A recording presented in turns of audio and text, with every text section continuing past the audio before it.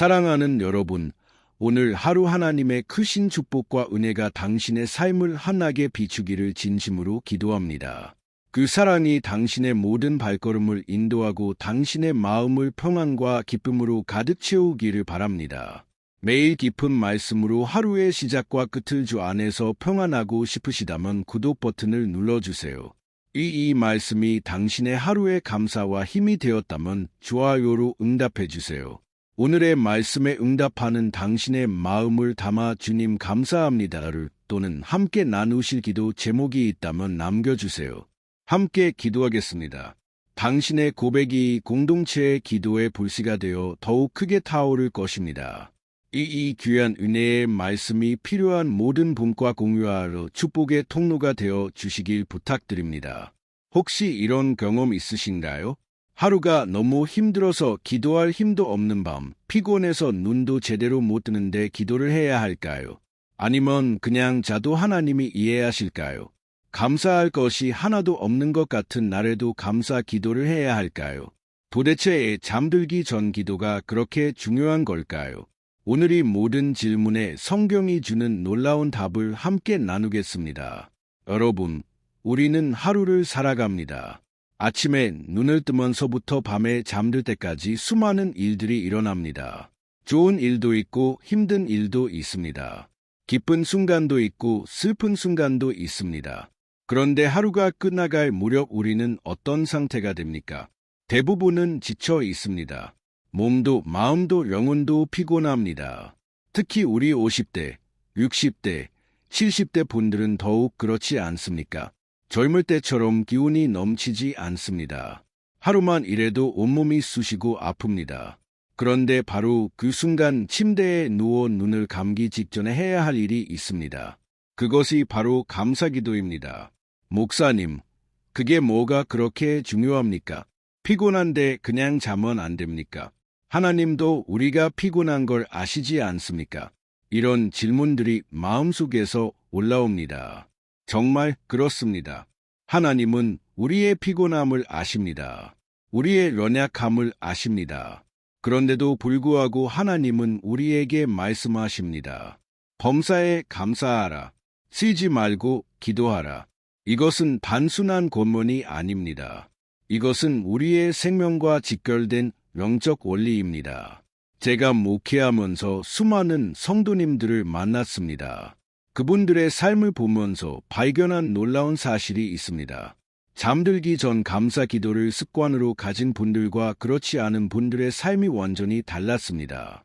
감사 기도를 드리는 분들은 어려움 속에서도 평안했습니다. 시험이 와도 흔들리지 않았습니다. 질병이 와도 소망을 잃지 않았습니다. 반면에 기도 없이 잠드는 분들은 늘 불안했습니다. 작은 일에도 크게 동의했습니다. 밤에 잠을 설치는 일이 많았습니다. 그럴까요? 그것은 바로 영적 원리 때문입니다.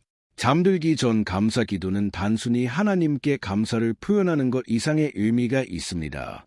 그것은 우리의 영혼을 정리하는 시간입니다. 하루 동안 쌓인 영적 때를 씻어내는 시간입니다. 마음속에 들어온 부정적인 생각들을 몰아내는 시간입니다.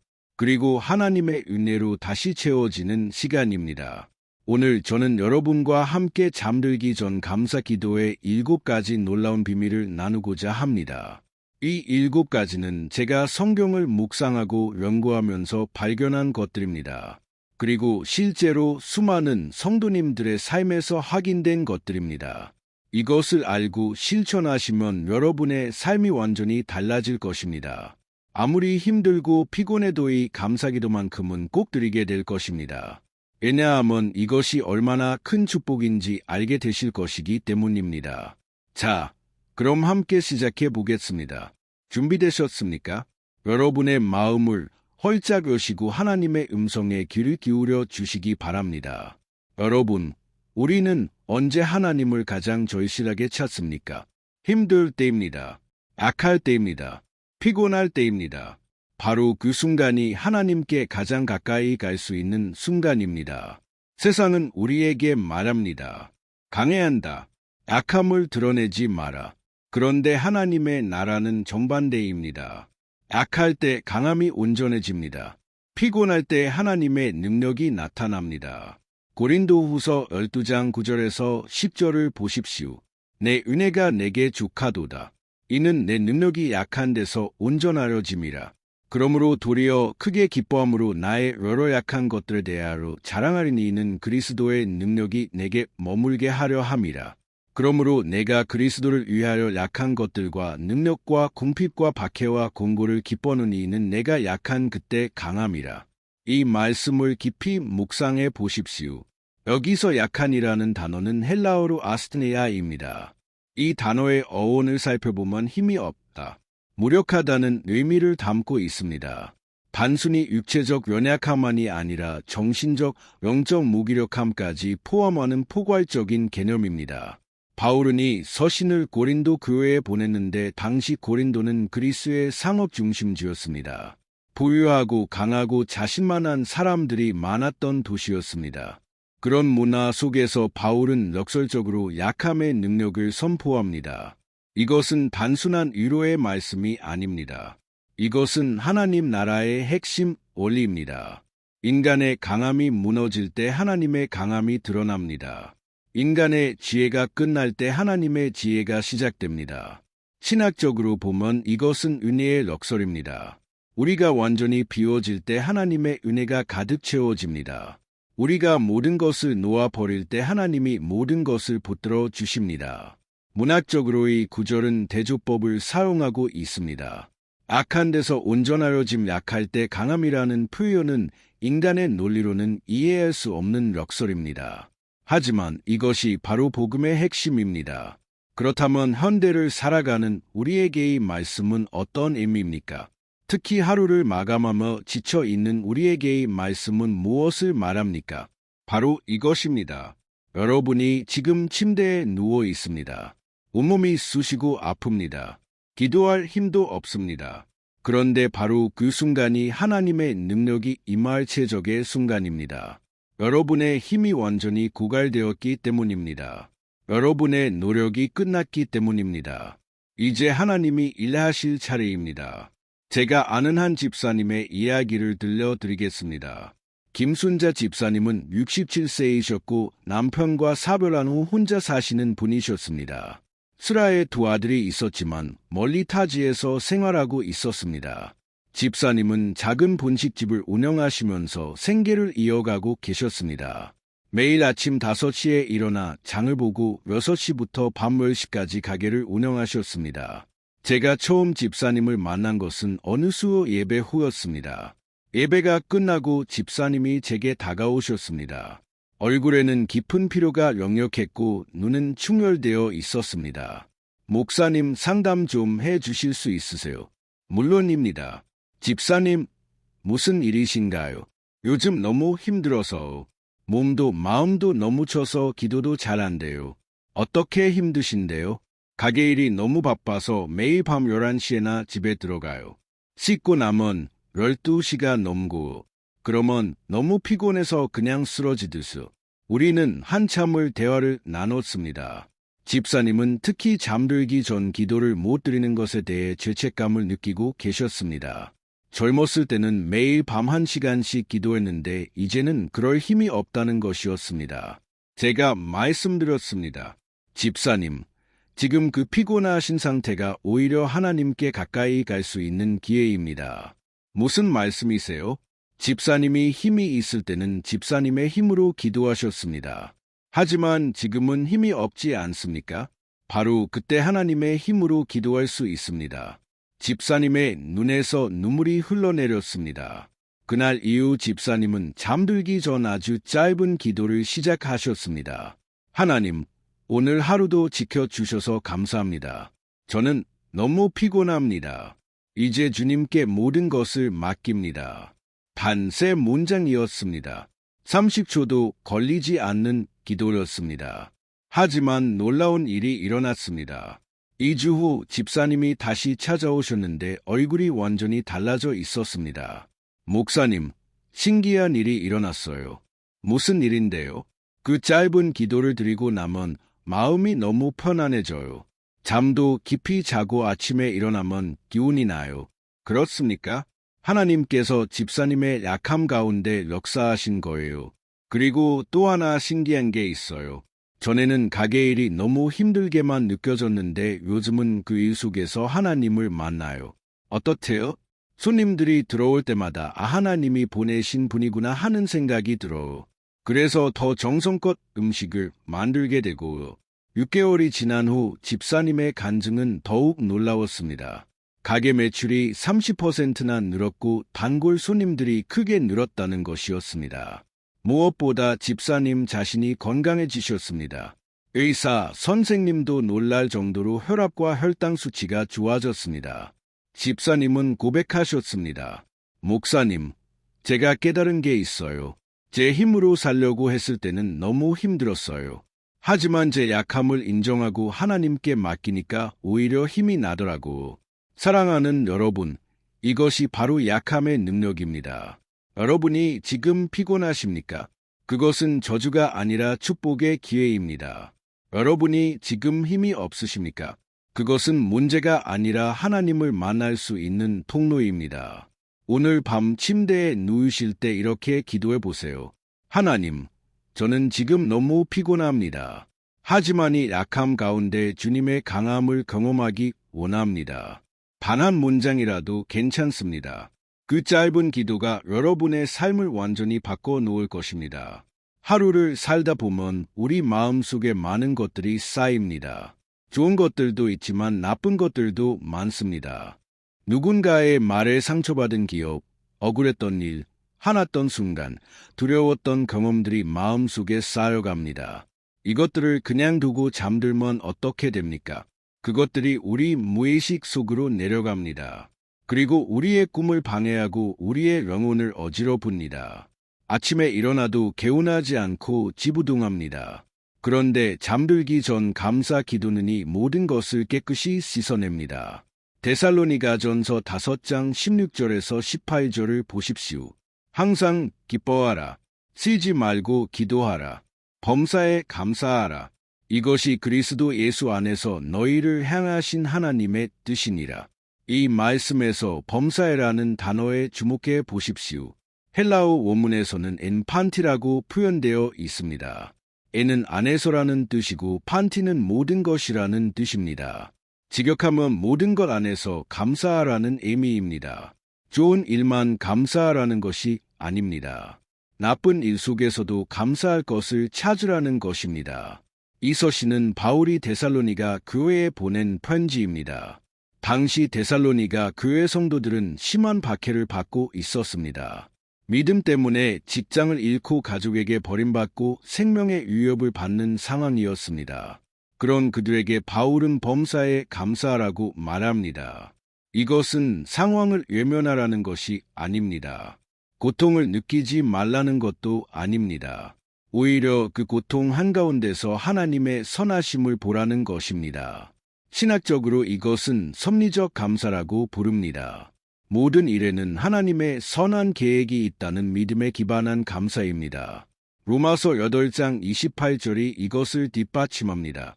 우리가 알거니와 하나님을 사랑하는 자국 그의 뜻대로 부르심을 입은 자들에게는 모든 것이 합력하여 선을 이루느니라. 문학적으로 바울은 명령형 동사를 연속으로 사용합니다. 기뻐하라, 기도하라, 감사하라. 이것은 선택이 아니라 명령입니다. 우리의 감정 상태와 상관없이 해야 할 영적 의무입니다. 그런데 하나님은 이것을 명령하십니까? 그것이 우리에게 유익하기 때문입니다. 감사는 단순히 하나님을 기쁘게 하는 것이 아닙니다. 감사는 우리 자신을 치유하고 회복시킵니다. 현대 과학도 이것을 증명합니다. 감사하는 사람의 뇌를 촬영해보면 세로토닌과 도파민이 분비됩니다.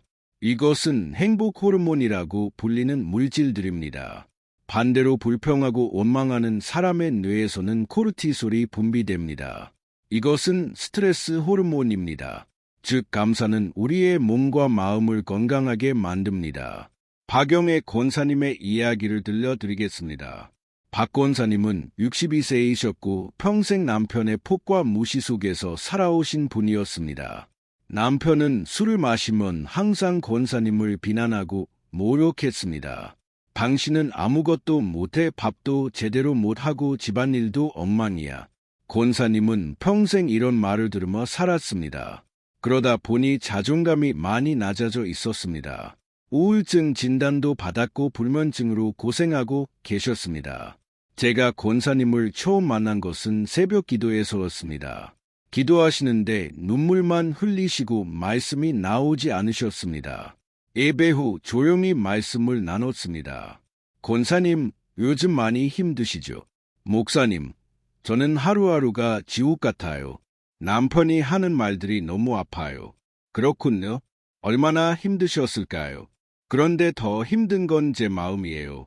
남편을 미워하는 제 마음이 너무 싫어요. 권사님, 그 마음 충분히 이해합니다. 저도 감사하려고 노력해요. 그런데 감사할 게 하나도 없어요. 저는 권사님께 한 가지 제안을 드렸습니다.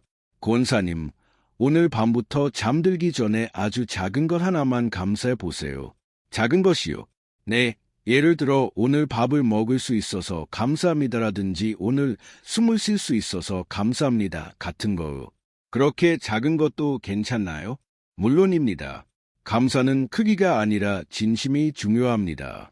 권사님은 그날부터 잠들기 전 한 가지씩 감사하기 시작하셨습니다. 첫날 오늘 교회에 올 수 있어서 감사합니다. 둘째 날 오늘 햇빛을 볼 수 있어서 감사합니다. 셋째 날 오늘 새벽 기도에 나올 힘을 주셔서 감사합니다. 일주일이 지났습니다. 권사님이 찾아오셔서 말씀하셨습니다. 목사님 신기해요. 감사하고 나면 마음이 조금 편해져요. 그렇습니까? 계속해 보세요. 한 달이 지나자 권사님의 얼굴이 달라지기 시작했습니다. 눈빛이 살아나고 표정이 밝아졌습니다. 3개월이 지나자 더 놀라운 변화가 일어났습니다. 목사님, 제가 요즘 남편한테 화가 덜 나요. 어떻게 그렇게 되셨어요? 잘 모르겠어요. 그런데 감사하다 보니까 남편도 좀 불쌍해 보이더라고. 불쌍하다고? 네, 저렇게 화내고 사는 게 본인도 힘들겠다 싶어요. 그래서 남편을 위해서도 기도하게 됐어요. 6개월 후 권사님의 간증은 더욱 놀라웠습니다. 남편이 술을 끊었고 교회에 나오기 시작했다는 것이었습니다. 권사님, 남편분이 어떻게 변화하셨어요? 목사님, 제가 변하니까 남편도 변하더라고. 권사님이 어떻게 변하셨는데요? 전에는 남편 말에 바로 대꾸하고 싸웠어요.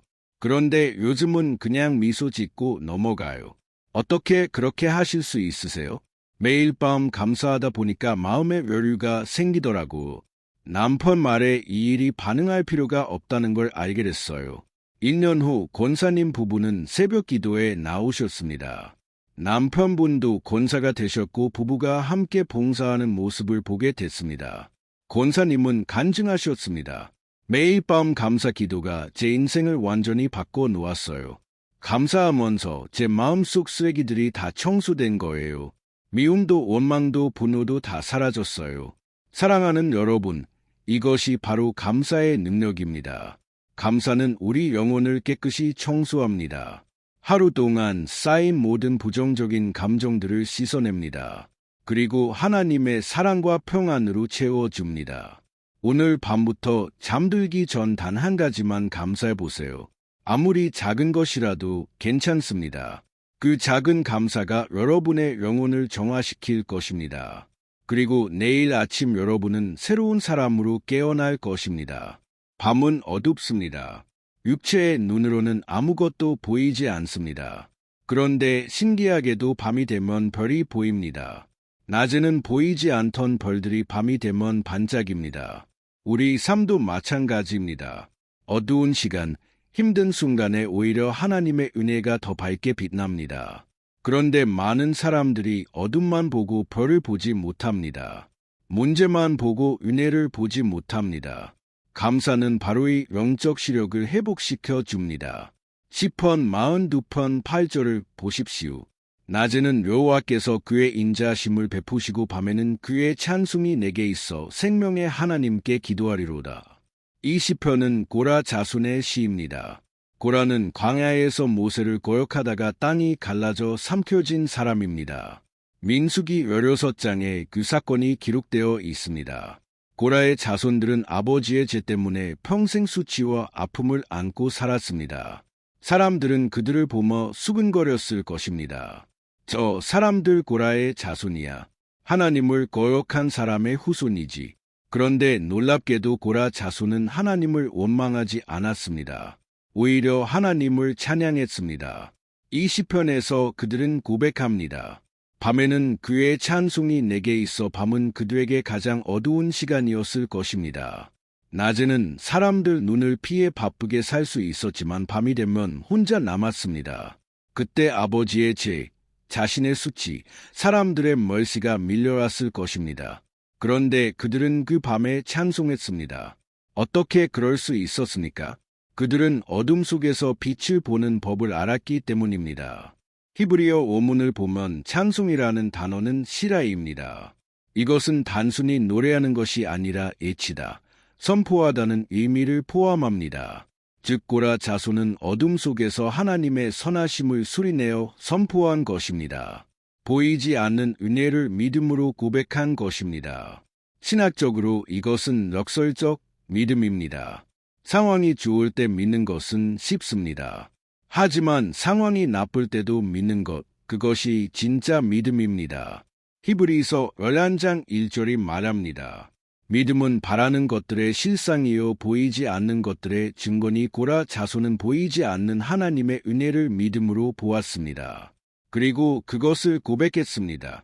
문학적으로 이 구절은 대조법을 사용합니다.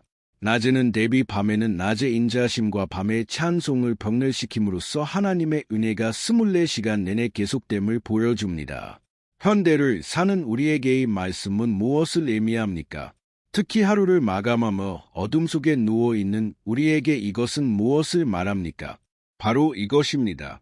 여러분의 하루가 아무리 어두웠어도 그 어둠 속에 하나님의 은혜가 있었습니다. 여러분이 보지 못했을 뿐입니다. 잠들기 전 감사 기도는 그 은혜를 발견하는 시간입니다. 최정숙 집사님의 이야기를 나누겠습니다.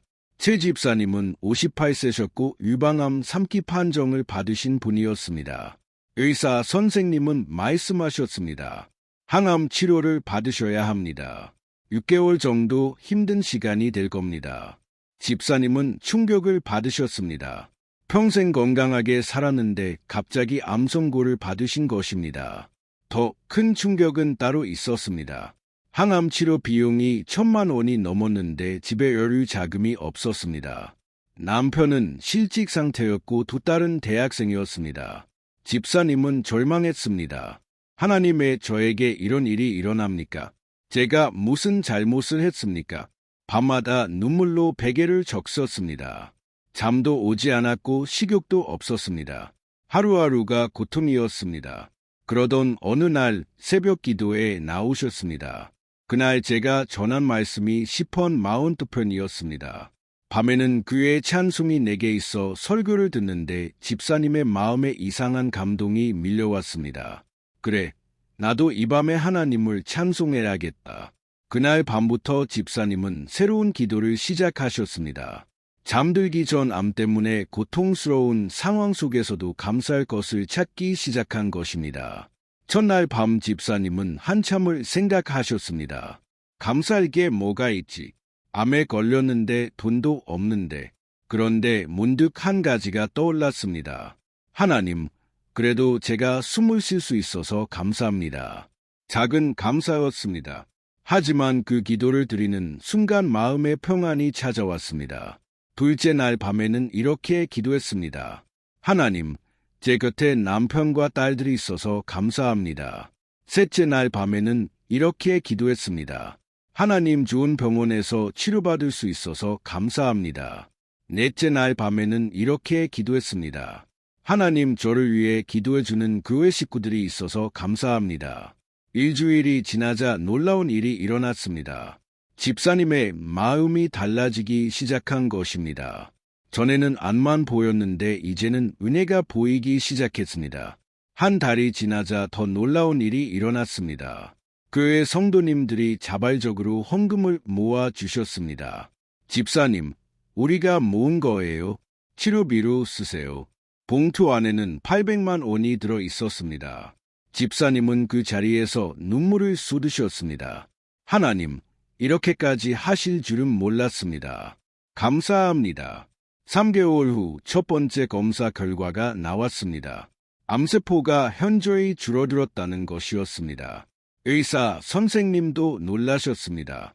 보통 이 정도 기간에는 이렇게까지 좋아지지 않는데요. 특별히 뭐 하신 게 있으세요? 집사님은 대답하셨습니다. 매일 밤 감사 기도를 했어요. 6개월 후 최종 검사 결과 암세포가 거의 사라졌습니다. 의사 선생님은 말씀하셨습니다. 기적입니다. 정말 기적이에요. 지금 집사님은 원치 판정을 받으시고 건강하게 지내고 계십니다. 그리고 암환우들을 위한 봉사활동을 하고 계십니다. 집사님은 간증하십니다. 암은 제게 저주가 아니라 축복이었어요. 그 어둠 속에서 하나님의 빛을 발견했거든요. 감사 기도가 제 눈을 뜨게 해줬어요. 사랑하는 여러분, 이것이 바로 감사의 능력입니다. 감사는 우리의 영적 시력을 회복시킵니다. 어둠 속에서 빛을 보게 합니다. 문제 속에서 은혜를 발견하게 합니다. 오늘 밤 여러분의 삶이 아무리 어둡다 해도 포기하지 마세요. 그 어둠 속에 하나님의 은혜가 반짝이고 있습니다. 잠들기 전 감사 기도를 통해 그 은혜를 발견하세요. 여러분의 눈이 열릴 것입니다. 군인이 전쟁터에 나갈 때 가장 중요한 것이 무엇입니까? 무장입니다. 헬멧을 쓰고 방탄복을 입고 무기를 들어야 합니다. 무장 없이 전쟁터에 나가면 어떻게 됩니까? 즉시 적의 공격에 당하고 맙니다. 우리의 삶도 마찬가지입니다. 매일 아침 우리는 영적 전쟁터로 나갑니다. 시험과 유혹과 고난이 우리를 기다리고 있습니다. 그런데 많은 그리스도인들이 영적 무장 없이 하루를 시작합니다. 그러다가 적의 공격이 쓰러집니다. 잠들기 전 감사 기도는 내일을 위한 영적 무장입니다. 에베소서 6장 10절에서 18절을 보십시오. 끝으로 너희가 주 안에서와 그 힘의 능력으로 강건하여지고 마귀의 관계를 능히 대적하기 위하여 하나님의 전신갑주를 입으라. 모든 기도와 간구를 하되 항상 성령 안에서 기도하고 이를 위하여 깨어 구하기를 항상 힘쓰머의 말씀에서 바울은 영적 전쟁에 대해 말합니다. 우리의 싸움은 혈과 육을 상대하는 것이 아니라 영적 세력을 상대하는 것입니다. 헬라어 원문에서 관계라는 단어는 메토데이아입니다. 이것은 계획적인 속임수, 체계적인 전략이라는 뜻입니다. 마귀는 무작정 공격하지 않습니다. 우리의 약점을 연구하고 우리가 가장 약한 순간을 노립니다. 그래서 우리는 항상 깨어 기도해야 합니다. 당시 에베소는 아담이 여신 숭배의 중심지였습니다. 온 도시가 우상 숭배로 가득했고 영적 어둠이 짙게 깔려 있었습니다. 에베소 교회 성도들은 매일 이런 환경 속에서 싸워야 했습니다. 직장에서, 시장에서, 이웃 관계에서 끊임없이 우상 숭배의 유혹이 있었습니다. 바울은 그런 그들에게 전신갑주를 입으라고 권면합니다. 신학적으로 이것은 영적 전투론입니다. 그리스도인의 삶은 단순히 평화로운 여정이 아닙니다. 이것은 치열한 영적 전투입니다. 승리하려면 반드시 무장해야 합니다. 문학적으로 바울은 로마 군인의 갑옷을 비유로 사용합니다. 당시 로마 군인들은 가장 강력한 군대였습니다. 그들의 힘은 개인의 능력이 아니라 철저한 무장에서 나왔습니다. 마찬가지로 그리스도인의 힘도 영적 무장에서 나옵니다. 그렇다면 잠들기 전 감사 기도는 어떻게 영적 무장이 됩니까? 첫째, 감사는 우리의 마음을 하나님께 집중시킵니다.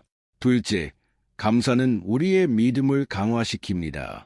셋째, 감사는 우리의 영을 깨어 있게 합니다. 넷째, 감사는 마귀의 거짓말을 무력화시킵니다. 이 모든 것이 내일 아침 우리가 일어날 때 우리를 보호하는 갑옷이 됩니다. 이성훈 집사님의 이야기를 들려드리겠습니다. 이 집사님은 55세이셨고 중견기업의 부장으로 일하고 계셨습니다. 회사 생활 25년 동안 성실하게 일했고 동료들과 상사들에게 인정받는 분이셨습니다. 그런데 어느 날 회사에 새로운 임원이 부임했습니다. 그분은 자기 사람들을 중용하는 스타일이었고 기존 직원들을 무시하는 경향이 있었습니다. 특히 이 집사님을 눈가처럼 여겼습니다. 이유는 간단했습니다. 이 집사님이 정직하게 일했기 때문입니다. 잘못된 것은 잘못됐다고 말씀드렸고 부정한 일은 거부했습니다. 새 이모는 이 집사님을 제거하려 했습니다. 뭔가 트집을 잡고 중요한 프로젝트에서 배제시켰습니다. 심지어 다른 직원들 앞에서 모욕을 주기도 했습니다. 이 집사님은 매일이 고통이었습니다. 아침에 출근할 생각만 해도 가슴이 답답했습니다. 밤에 누우면 분노와 억울함이 밀려왔습니다. 내가 뭘 잘못했나? 나한테만 이러는 거지. 잠도 제대로 오지 않았고 식욕도 떨어졌습니다. 어느 날 집사님이 저를 찾아오셨습니다. 얼굴에는 피로가 가득했고 눈빛은 흐려져 있었습니다. 목사님, 저 회사를 그만둘까 봐요. 무슨 일이신데요? 집사님은 그동안의 일을 자세히 말씀해 주셨습니다. 들으면 들을수록 정말 억울한 상황이었습니다. 집사님, 정말 힘드시겠네요. 그런데 회사를 그만두는 것이 해결책일까요? 그럼 어떻게 해야 합니까? 매일 이렇게 스트레스 받으며 살 수는 없잖아요. 집사님, 제가 한 가지 제안을 드려도 될까요? 뭔데요? 오늘 밤부터 잠들기 전에 회사에서 있었던 일 중 감사할 것 하나를 찾아보세요. 감사할 것이요. 회사에서. 네, 아무리 작은 것이라도 괜찮습니다. 목사님, 솔직히 회사에서 감사할 게 하나도 없어요. 정말 하나도 없을까요? 한번 찾아보세요. 집사님은 반신반의하며 돌아가셨습니다. 다음 주 수요 예배 때 집사님을 다시 만났습니다. 집사님 어떠셨어요? 목사님, 처음에는 정말 감사할 게 없는 줄 알았어요. 그런데 억지로라도 찾으려고 하니까 하나씩 보이더라고요. 무엇을 찾으셨는데요? 첫째 날은 점심을 먹을 수 있어서 감사합니다라고 기도했어요. 둘째 날은 월급을 받을 수 있어서 감사합니다라고 했고, 그렇게 하고 나니까 어떠셨어요? 신기하게도 마음이 조금 가벼워지더라고요. 전에는 회사 생각만 해도 답답했는데 요즘은 좀 견딜만해요. 한 달 후 집사님이 다시 찾아오셨습니다. 이번에는 얼굴이 많이 밝아져 있었습니다. 목사님, 놀라운 일이 있어요. 무슨 일인데요? 제가 매일 밤 감사 기도를 했잖아요. 그런데 아침에 일어나면 마음이 평안해요. 회사 가기가 전보다 덜 두렵고 그거 참 좋은 변화네요. 그리고 또 하나 신기한 게 예전에는 그 이모님 얼굴만 봐도 화가 났는데 요즘은 그냥 불쌍하다는 생각이 들어요. 불쌍하다고? 네, 저렇게 다른 사람 괴롭히면서 사는 게 본인도 힘들겠다 싶어요. 3개월 후 더 놀라운 일이 일어났습니다. 그 임원이 다른 부서로 이동하게 된 것입니다. 그리고 이 집사님은 오히려 승진하셨습니다. 집사님 축하드립니다. 어떻게 된 거예요? 모르겠어요. 목사님, 하나님이 하신 일 같아요. 그동안 어떻게 지내셨어요? 매일 밤 감사 기도를 했어요. 처음에는 억지로 했는데 나중에는 정말로 감사한 마음이 생기더라고.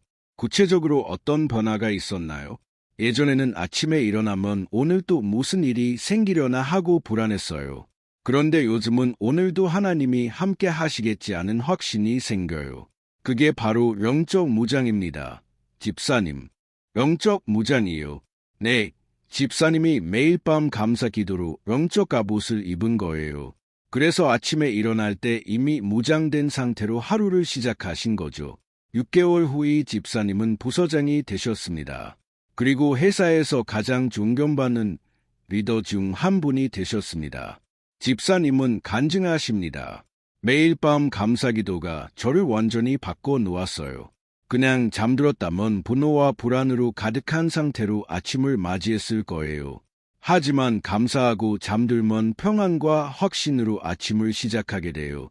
사랑하는 여러분, 이것이 바로 감사의 능력입니다. 감사는 내일을 준비하는 영적 무장입니다.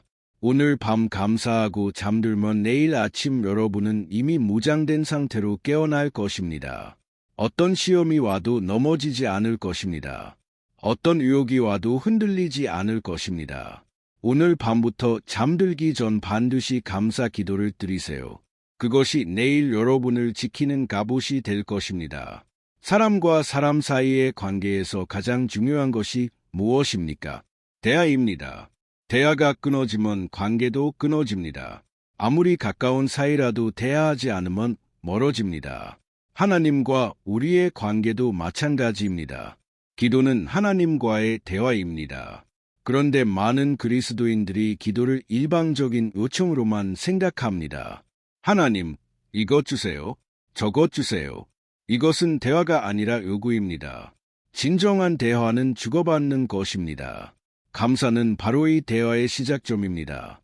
빌립보서 4장 6절을 보십시오. 아무것도 염려하지 말고 다만 모든 일에 기도와 간구로 너희 구할 것을 감사함으로 하나님께 아뢰라. 이 말씀의 순서를 주목하십시오. 감사함으로 하나님께 아뢰라고 했습니다. 요청이 먼저가 아니라 감사가 먼저입니다. 헬라어 원문에서 감사함으로는 메타 유카리스테아스입니다. 메타는 함께라는 뜻이고 유카리스테아는 감사라는 뜻입니다. 직역하면 감사와 함께 기도하라는 의미입니다. 이것은 문법적으로 감사가 기도의 필수 요소임을 보여줍니다. 감사 없는 기도는 불완전한 기도입니다. 바울은 이 서신을 빌립보 교회에 보냈습니다. 당시 바울은 로마 감옥에 갇혀 있었습니다. 자유를 빼앗기고 미래가 불확실한 상황이었습니다. 그런데도 바울은 감사하라고 권면합니다. 어떻게 감옥에서 감사할 수 있습니까? 바울은 상황이 아니라 하나님을 보았기 때문입니다. 감옥이라는 환경이 아니라 그 안에 계신 하나님을 보았습니다. 신학적으로 이것은 관계의 신학입니다. 기독교 신앙의 핵심은 글이나 율법이 아니라 하나님과의 관계입니다. 그 관계는 대화를 통해 깊어집니다. 그리고 그 대화는 감사로 시작됩니다. 문학적으로 바울은 명령을 사용합니다. 염려하지 말고 기도하라. 아뢰라. 이것은 선택이 아니라 명령입니다. 명령입니까? 그것이 우리에게 절대적으로 필요하기 때문입니다. 현대를 사는 우리에게의 말씀은 무엇을 의미합니까? 특히 하루를 마감하며 하나님 앞에 나아가는 우리에게 이것은 무엇을 말합니까? 바로 이것입니다. 잠들기 전 감사 기도는 단순히 의무가 아니라 하나님과 대화하는 시간입니다. 하나님의 음성을 듣고 하나님께 마음을 여는 시간입니다. 그 대화를 통해 우리는 하나님과 더 가까워집니다. 주미경 권사님의 이야기를 나누겠습니다. 주 권사님은 65세이셨고 평생 열심히 신앙생활을 해오신 분이었습니다. 새벽 기도도 빠지지 않았고 봉사도 많이 하셨습니다. 그런데 권사님에게는 한 가지 고민이 있었습니다. 하나님이 멀게 느껴진다는 것이었습니다. 목사님, 저는 평생 교회 다녔는데 하나님이 가깝게 느껴진 적이 별로 없어요. 어떤 의미인지 좀 더 자세히 말씀해 주시겠어요? 기도를 해도 마치 벽에 대고 말하는 것 같아요. 응답도 없고 음성도 들리지 않고.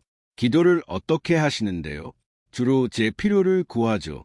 건강, 자녀들, 경제적인 것들이요. 감사는 하시나요? 물론이죠. 기도 끝에 감사합니다 하고 끝내요. 그렇군요. 저는 권사님께 한 가지 제안을 드렸습니다. 권사님, 오늘 밤부터 기도 순서를 바꿔 보시겠어요? 순서를요? 네, 요청부터 시작하지 마시고 감사부터 시작해 보세요. 그게 무슨 차이가 있나요? 한번 해보세요. 분명히 차이를 느끼실 거예요.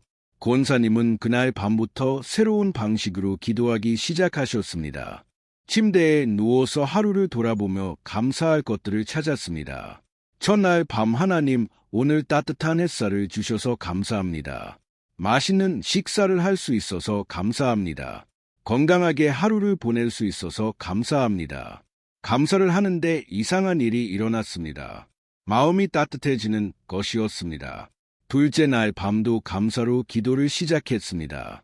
하나님, 오늘 교회에 올 수 있어서 감사합니다. 찬양할 수 있어서 감사합니다. 말씀을 들을 수 있어서 감사합니다. 이번에도 마음이 따뜻해졌습니다. 그리고 뭔가 하나님이 가까이 계신 것 같은 느낌이 들었습니다. 일주일 후 권사님이 저를 찾아오셨습니다. 얼굴이 환하게 빛나고 계셨습니다. 목사님, 정말 신기해요. 무엇이 신기하신데요? 감사로 기도를 시작하니까 하나님이 정말 가까이 계신 것 같아요. 어떻게 그렇게 느끼셨어요? 전에는 제 필요만 이야기했잖아요. 그런데 감사를 하면서 하루를 돌아보니까 하나님이 하신 일들이 보이더라고. 구체적으로 어떤 일들이요? 예를 들어 오늘 아침에 일어났을 때 몸이 아프지 않았던 것, 아침밥을 맛있게 먹을 수 있었던 것, 이웃집 할머니와 따뜻한 대화를 하는 것, 이런 작은 것들이 다 하나님이 하신 일이더라고. 한 달 후 권사님의 변화는 더욱 놀라웠습니다. 목사님, 요즘 하나님과 대화하는 느낌이 들어요. 대화요? 네, 전에는 제가 일방적으로 말했잖아요. 그런데 요즘은 감사하면서 하나님의 음성을 듣게 돼요. 어떤 음성인데요? 말로 들리는 건 아니고 마음의 평안이 찾아오면서 내가 너와 함께 한다는 느낌이 들어. 3개월 후 권사님은 완전히 다른 사람이 되셨습니다. 늘 밝고 기쁜 얼굴로 다니셨고 주변 사람들에게 늘 감사를 표현하셨습니다. 권사님, 요즘 많이 행복해 보이세요. 목사님, 제가 이제야 하나님과 진짜 관계를 맺은 것 같아요. 어떤 의미인가요? 전에는 하나님을 문제 해결사로만 생각했어요. 필요할 때만 찾았고, 그런데 요즘은 하나님을 친구처럼 느껴져요. 친구? 네, 아침에 눈 뜨면 하나님 좋은 아침이에요 하고 인사하고 밤에 잠들 때는 하나님 오늘 하루도 함께 해주셔서 감사해요 하고 대화해요. 6개월 후 권사님은 간증하셨습니다. 65년 인생에서 지난 6개월이 가장 행복했어요. 하나님을 정말로 만났거든요. 감사 기도가 저와 하나님 사이의 문을 열어준 거예요. 사랑하는 여러분, 이것이 바로 감사의 능력입니다. 감사는 하나님과의 치밀한 대화를 시작하게 합니다. 일방적인 요청이 아니라 진정한 교제를 가능하게 합니다. 오늘 밤부터 잠들기 전 감사로 기도를 시작해 보세요. 하나님, 오늘 이런 일이 있어서 감사합니다. 그렇게 대화를 시작하면 하나님도 여러분께 응답하실 것입니다. 여러분의 마음의 평안과 기쁨으로 응답하실 것입니다. 그리고 여러분은 하나님과 더 깊은 관계를 경험하게 될 것입니다. 우리는 왜 잠을 잡니까? 몸을 쉬기 위해서입니다. 하루 종일 일한 몸을 회복시키기 위해 잠을 잡니다. 그런데 많은 사람들이 잠을 자도 피곤합니다. 아침에 일어나도 개운하지 않습니다. 왜 그럴까요? 몸은 쉬었지만 영혼은 쉬지 못했기 때문입니다. 진정한 안식은 몸의 안식만이 아니라 영혼의 안식입니다. 잠들기 전 감사 기도는 우리 영혼의 참된 안식을 가져옵니다. 마태복음 11장 28절을 보십시오. 수고하고 무거운 짐진 자들아 다 내게로 오라. 내가 너희를 쉬게 하리라. 예수님은 쉼을 주시겠다고 약속하십니다. 헬라어 원문에서 쉬게 하리라는 아나파우소입니다. 이 단어는 단순히 휴식을 의미하는 것이 아닙니다. 완전한 회복, 새롭게 됨이라는 의미를 포함합니다. 즉 예수님이 주시는 쉬운 일시적인 휴식이 아니라 근본적인 회복입니다. 예수님은 이 말씀을 갈릴리에서 하셨습니다. 당시 유대인들은 율법의 무거운 짐에 눌려 있었습니다. 종교 지도자들은 수많은 규칙을 만들어 백성들을 짓눌렀습니다. 사람들은 그 짐을 지고 힘들어하고 있었습니다. 예수님은 그런 그들에게 진정한 쉼을 제안하십니다. 율법의 짐이 아니라 사랑의 가벼움을 주시겠다는 것입니다. 신학적으로 이것은 은혜의 안식입니다. 우리는 행위로 예롭게 될 수 없습니다. 오직 은혜로 구원받습니다. 그 은혜를 믿을 때 우리 영혼의 안식이 찾아옵니다. 문학적으로 예수님은 초대 언어를 사용하십니다. 다 내게로 오라. 이것은 강요가 아니라 초대입니다. 사랑의 초대입니다. 현대를 사는 우리에게의 말씀은 무엇을 의미합니까? 특히 하루를 마감하며 지쳐있는 우리에게 이것은 무엇을 말합니까? 바로 이것입니다. 여러분의 하루가 아무리 힘들었어도 예수님께 나아오면 쉼을 얻습니다. 그 쉼은 몸의 쉼만이 아니라 영혼의 쉼입니다. 그리고 그 쉼으로 가는 길이 바로 감사입니다. 감사는 우리의 짐을 내려놓게 합니다. 감사는 우리의 영혼을 가볍게 합니다. 강은숙 집사님의 이야기를 나누겠습니다. 강 집사님은 59세이셨고 오랫동안 불면증으로 고생하고 계셨습니다. 밤에 잠자리에 누우면 온갖 생각이 밀려왔습니다. 자녀들 걱정, 경제적 걱정, 건강 걱정, 미래에 대한 불안 이런 생각들이 꼬리에 꼬리를 물고 이어졌습니다. 그러다 보면 새벽 3시, 4시가 되었습니다. 겨우 잠들어도 얕은 잠이어서 금방 깨곤 했습니다. 아침에 일어나면 몸은 천근만근이고 머리는 지끈거렸습니다. 병원에 가서 수면제도 처방받았지만 별 효과가 없었습니다. 심리상담도 받아봤지만 크게 나아지지 않았습니다. 어느 날 집사님이 새벽 기도에 나오셨습니다. 기도하시는데 눈물이 쏟아지셨습니다. 예배 후와 이야기를 나누게 되었습니다. 집사님, 많이 힘드신가 봐요. 목사님, 저 너무 피곤해요. 밤에 잠을 못 자서 하루 종일 비몽사몽이에요. 얼마나 오래되셨어요? 5년 정도 됐어요.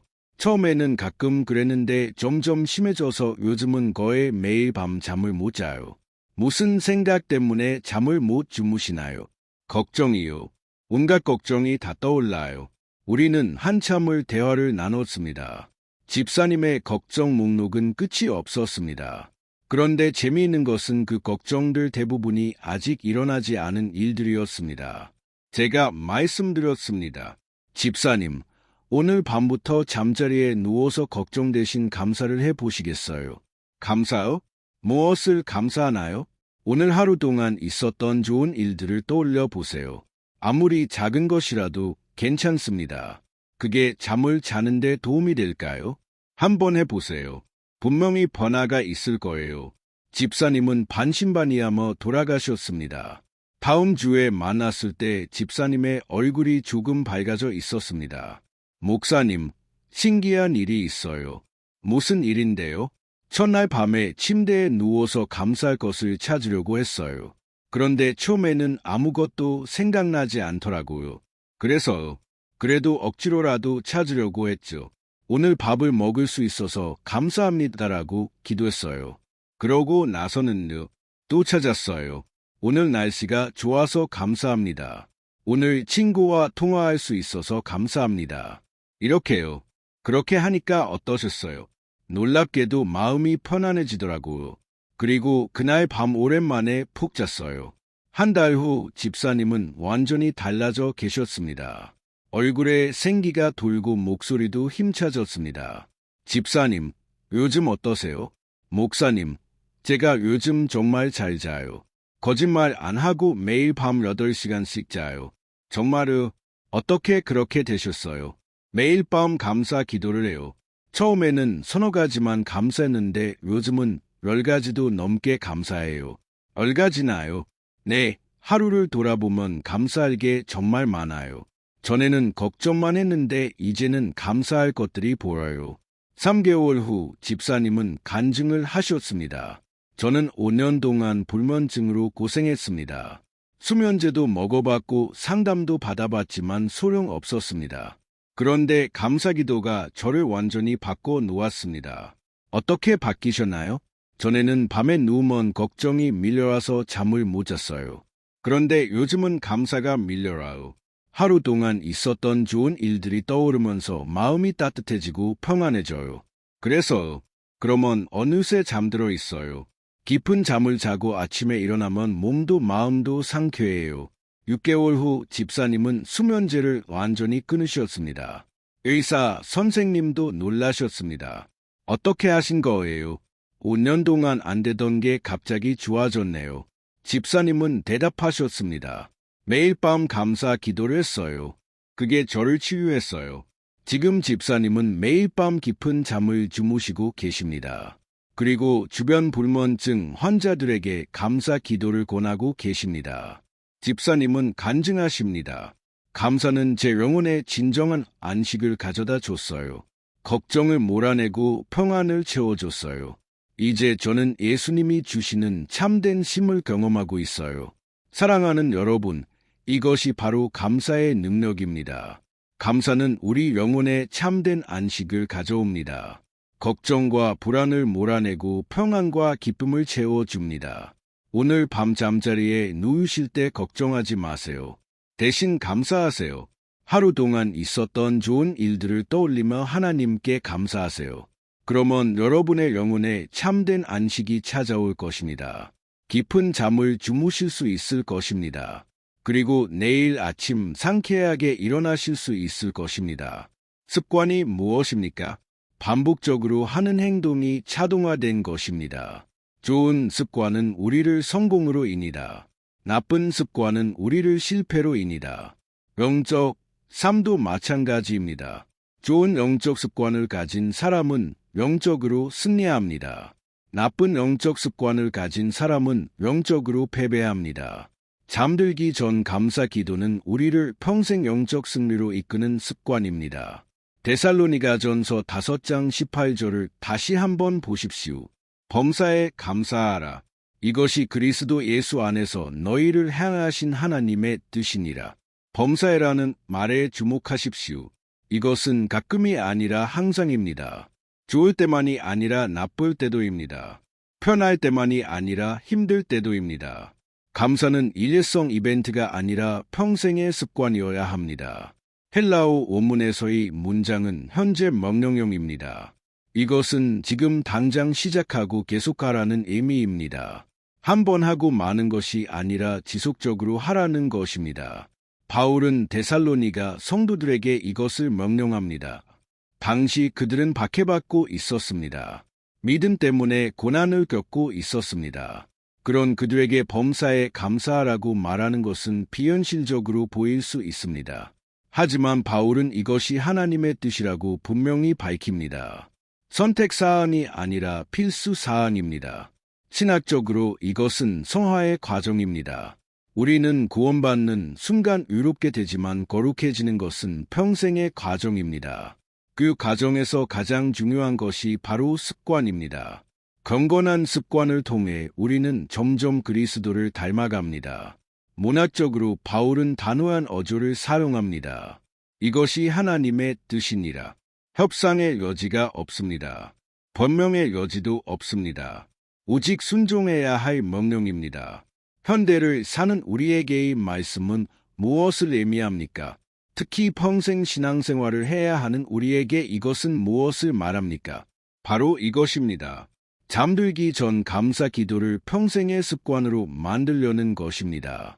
하루 이틀 하고 그만두는 것이 아니라 죽는 날까지 계속하라는 것입니다. 그렇게 할 때 우리는 평생 영적 승리를 경험할 수 있습니다. 윤석호 권사님의 이야기를 들려드리겠습니다. 윤 권사님은 현재 78세이시고 제가 아는 분들 중 가장 행복하고 건강하신 분입니다. 권사님을 처음 만난 것은 10년 전이었습니다. 당시 권사님은 68세셨는데 동년배들보다 훨씬 젊어 보이셨습니다. 얼굴에는 늘 미소가 가득했고 걸음걸이도 경쾌했습니다. 저는 권사님에게 여쭤봤습니다. 권사님, 비결이 뭐세요? 어떻게 그렇게 건강하고 행복하세요? 권사님은 웃으시며 대답하셨습니다. 목사님, 별거 아니에요. 저는 그냥 매일 밤 감사 기도를 해요. 감사 기도? 네, 50년 동안 단 하루도 빠뜨린 적이 없어요. 50년이요? 네, 제가 28살 때부터 지금까지요. 저는 깜짝 놀랐습니다. 50년 동안 단 하루도 빠뜨리지 않았다는. 어떻게 그렇게 오래 하실 수 있으셨어요? 권사님은 자세한 이야기를 들려주셨습니다. 권사님이 28살이었을 때 큰 시련이 있었다고 합니다. 결혼 2년 차였는데 남편이 사업에 실패했습니다. 빚이 산더미처럼 쌓였고 집도 넘어갈 위기였습니다. 권사님은 절망했습니다. 매일 밤 눈물로 치새웠습니다. 그러던 어느 날 어머니가 권사님을 찾아오셨습니다. 딸의 수척한 모습을 보시고 어머니가 말씀하셨습니다. 애야, 원망하지 마라. 감사해라. 어머니, 무엇을 감사합니까? 저희는 이제 거리에 나앉게 생겼어요. 그래도 감사해라. 하나님이 길을 여실 거다. 어떻게 감사합니까? 오늘 밤부터 잠들기 전에 감사할 것 3가지를 찾아라.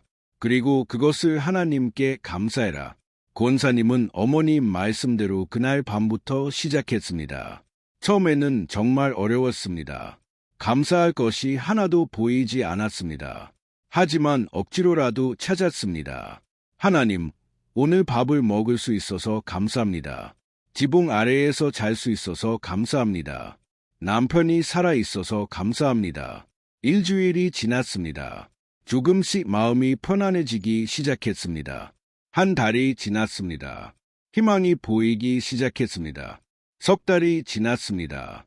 신기하게도 상황이 풀리기 시작했습니다. 남편이 새로운 일자리를 구했고 빚을 갚을 길이 보이기 시작했습니다. 1년이 지났습니다. 대부분의 빚을 갚았고 생활도 안정되었습니다. 권사님은 깨달았습니다. 아, 감사가 나를 살렸구나. 그 이후로 권사님은 50년 동안 단 하루도 빠뜨리지 않고 감사 기도를 했습니다. 좋을 때도 나쁠 때도 건강할 때도 아플 때도 기쁠 때도 슬플 때도 항상 잠들기 전 감사했습니다. 목사님 처음 10년은 습관을 만드는 기간이었어요. 그 다음 10년은 습관이 저를 만드는 기간이었어요. 무슨 뜻인가요? 처음에는 제가 예지로 감사했어요. 하지만 20년쯤 지나니까 감사가 자동으로 되더라고요. 누워만 하면 저절로 감사할 것들이 떠올랐어요. 그 다음 30년은 감사가 제 삶을 완전히 바꾸는 기간이었어요. 어떻게 바뀌셨는데요? 예전에는 문제만 보였어요. 하지만 이제는 은혜가 먼저 보여요. 똑같은 상황인데 전혀 다르게 보이는 거예요. 저는 권사님의 이야기를 들으며 깊은 감동을 받았습니다. 50년의 습관이 한 사람의 인생을 완전히 바꿔 놓았습니다. 10년이 지난 지금 권사님은 78세이십니다. 여전히 건강하시고 행복하십니다. 동년배들은 대부분 병원 신세를 지는데 권사님은 약 하나를 드시지 않으십니다. 동년배들은 우울하고 애로워하는데 권사님은 늘 기쁘고 감사하십니다. 얼마 전 권사님이 간증하셨습니다. 저는 78년을 살았습니다. 그중 50년을 매일 밤 감사하며 살았습니다. 이 감사의 습관이 제 인생을 영적 승리의 연속으로 만들어줬습니다. 구체적으로 어떤 승리들이었나요? 경제적 어려움을 이겨낸 승리, 질병을 이겨낸 승리, 자녀 문제를 이겨낸 승리, 애로움을 이겨낸 승리. 셀 수 없이 많습니다. 그 모든 승리의 비결이 감사였나요? 네, 매일 밤 감사하면서 저는 하나님을 더욱 깊이 알게 됐어요.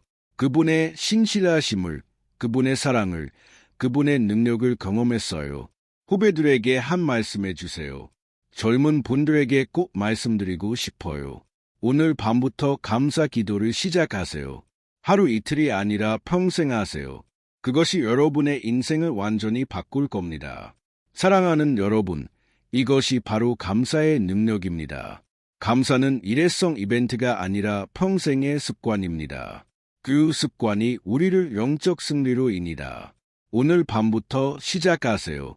그리고 내일 밤도 모레밤도 계속하세요.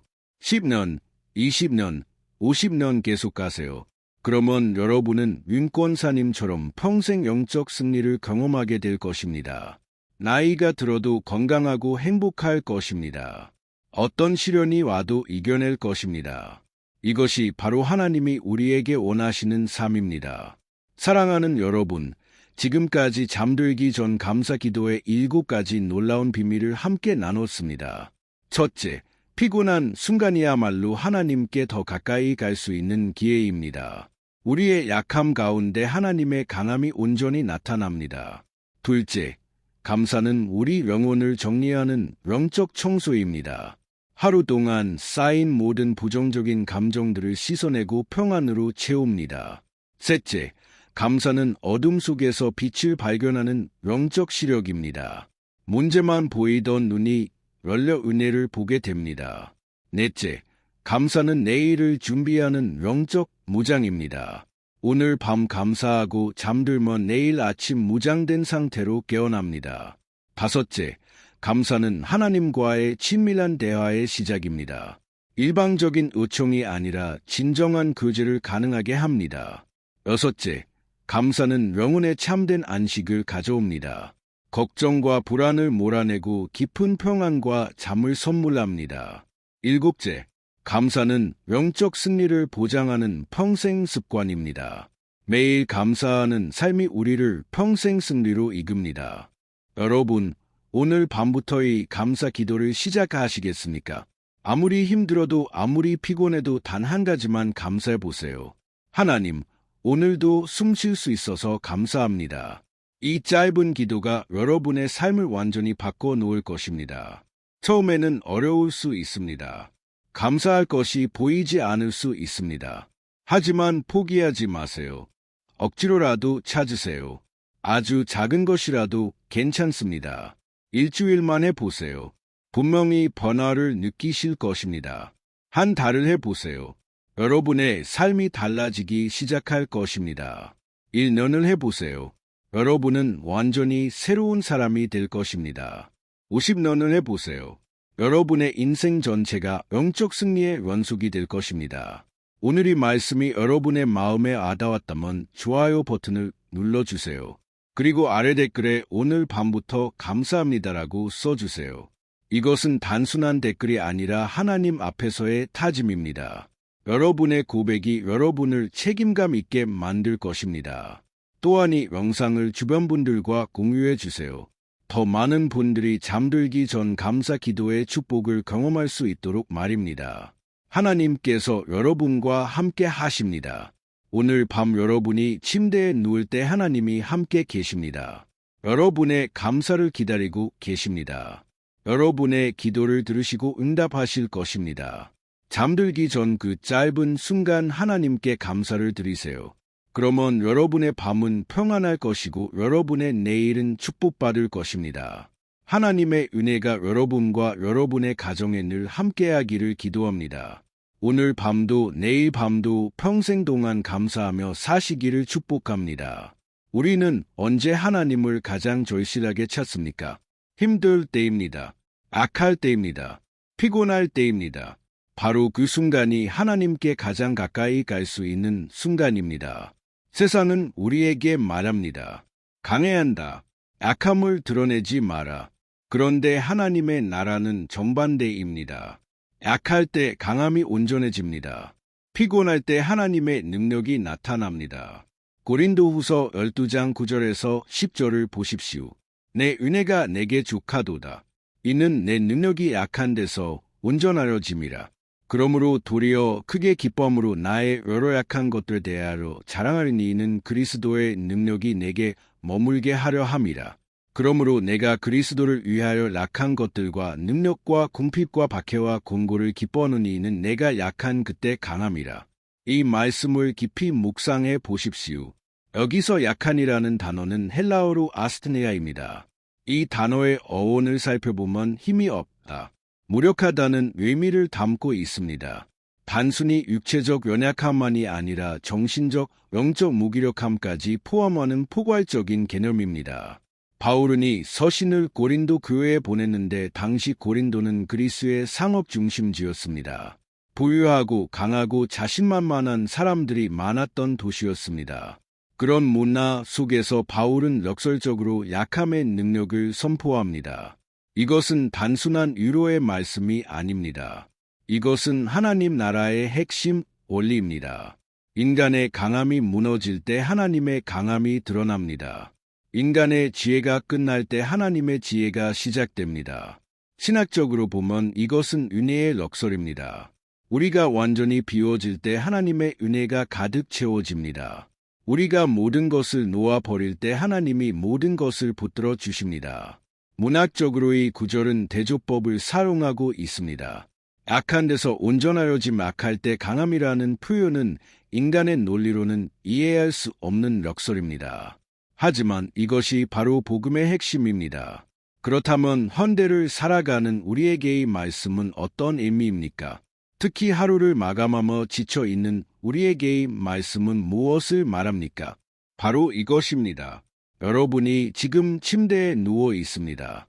온몸이 쑤시고 아픕니다. 기도할 힘도 없습니다. 그런데 바로 그 순간이 하나님의 능력이 임할 최적의 순간입니다. 여러분의 힘이 완전히 고갈되었기 때문입니다. 여러분의 노력이 끝났기 때문입니다. 이제 하나님이 일하실 차례입니다. 제가 아는 한 집사님의 이야기를 들려드리겠습니다.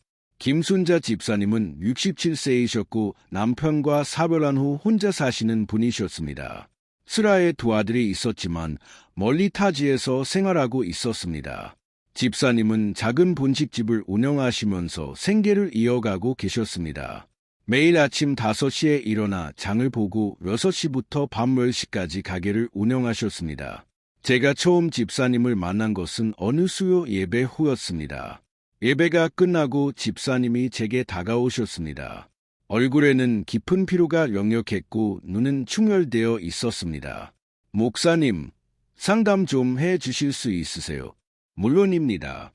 집사님, 무슨 일이신가요? 요즘 너무 힘들어서 몸도 마음도 너무 지쳐서 기도도 잘 안 돼요. 어떻게 힘드신데요? 가게 일이 너무 바빠서 매일 밤 11시에나 집에 들어가요. 씻고 나면 12시가 넘고 그러면 너무 피곤해서 그냥 쓰러지듯이. 우리는 한참을 대화를 나눴습니다. 집사님은 특히 잠들기 전 기도를 못 드리는 것에 대해 죄책감을 느끼고 계셨습니다. 젊었을 때는 매일 밤 1시간씩 기도했는데 이제는 그럴 힘이 없다는 것이었습니다. 제가 말씀드렸습니다. 집사님, 지금 그 피곤하신 상태가 오히려 하나님께 가까이 갈 수 있는 기회입니다. 무슨 말씀이세요? 집사님이 힘이 있을 때는 집사님의 힘으로 기도하셨습니다.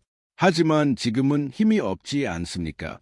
바로 그때 하나님의 힘으로 기도할 수 있습니다. 집사님의 눈에서 눈물이 흘러내렸습니다. 그날 이후 집사님은 잠들기 전 아주 짧은 기도를 시작하셨습니다. 하나님, 오늘 하루도 지켜주셔서 감사합니다.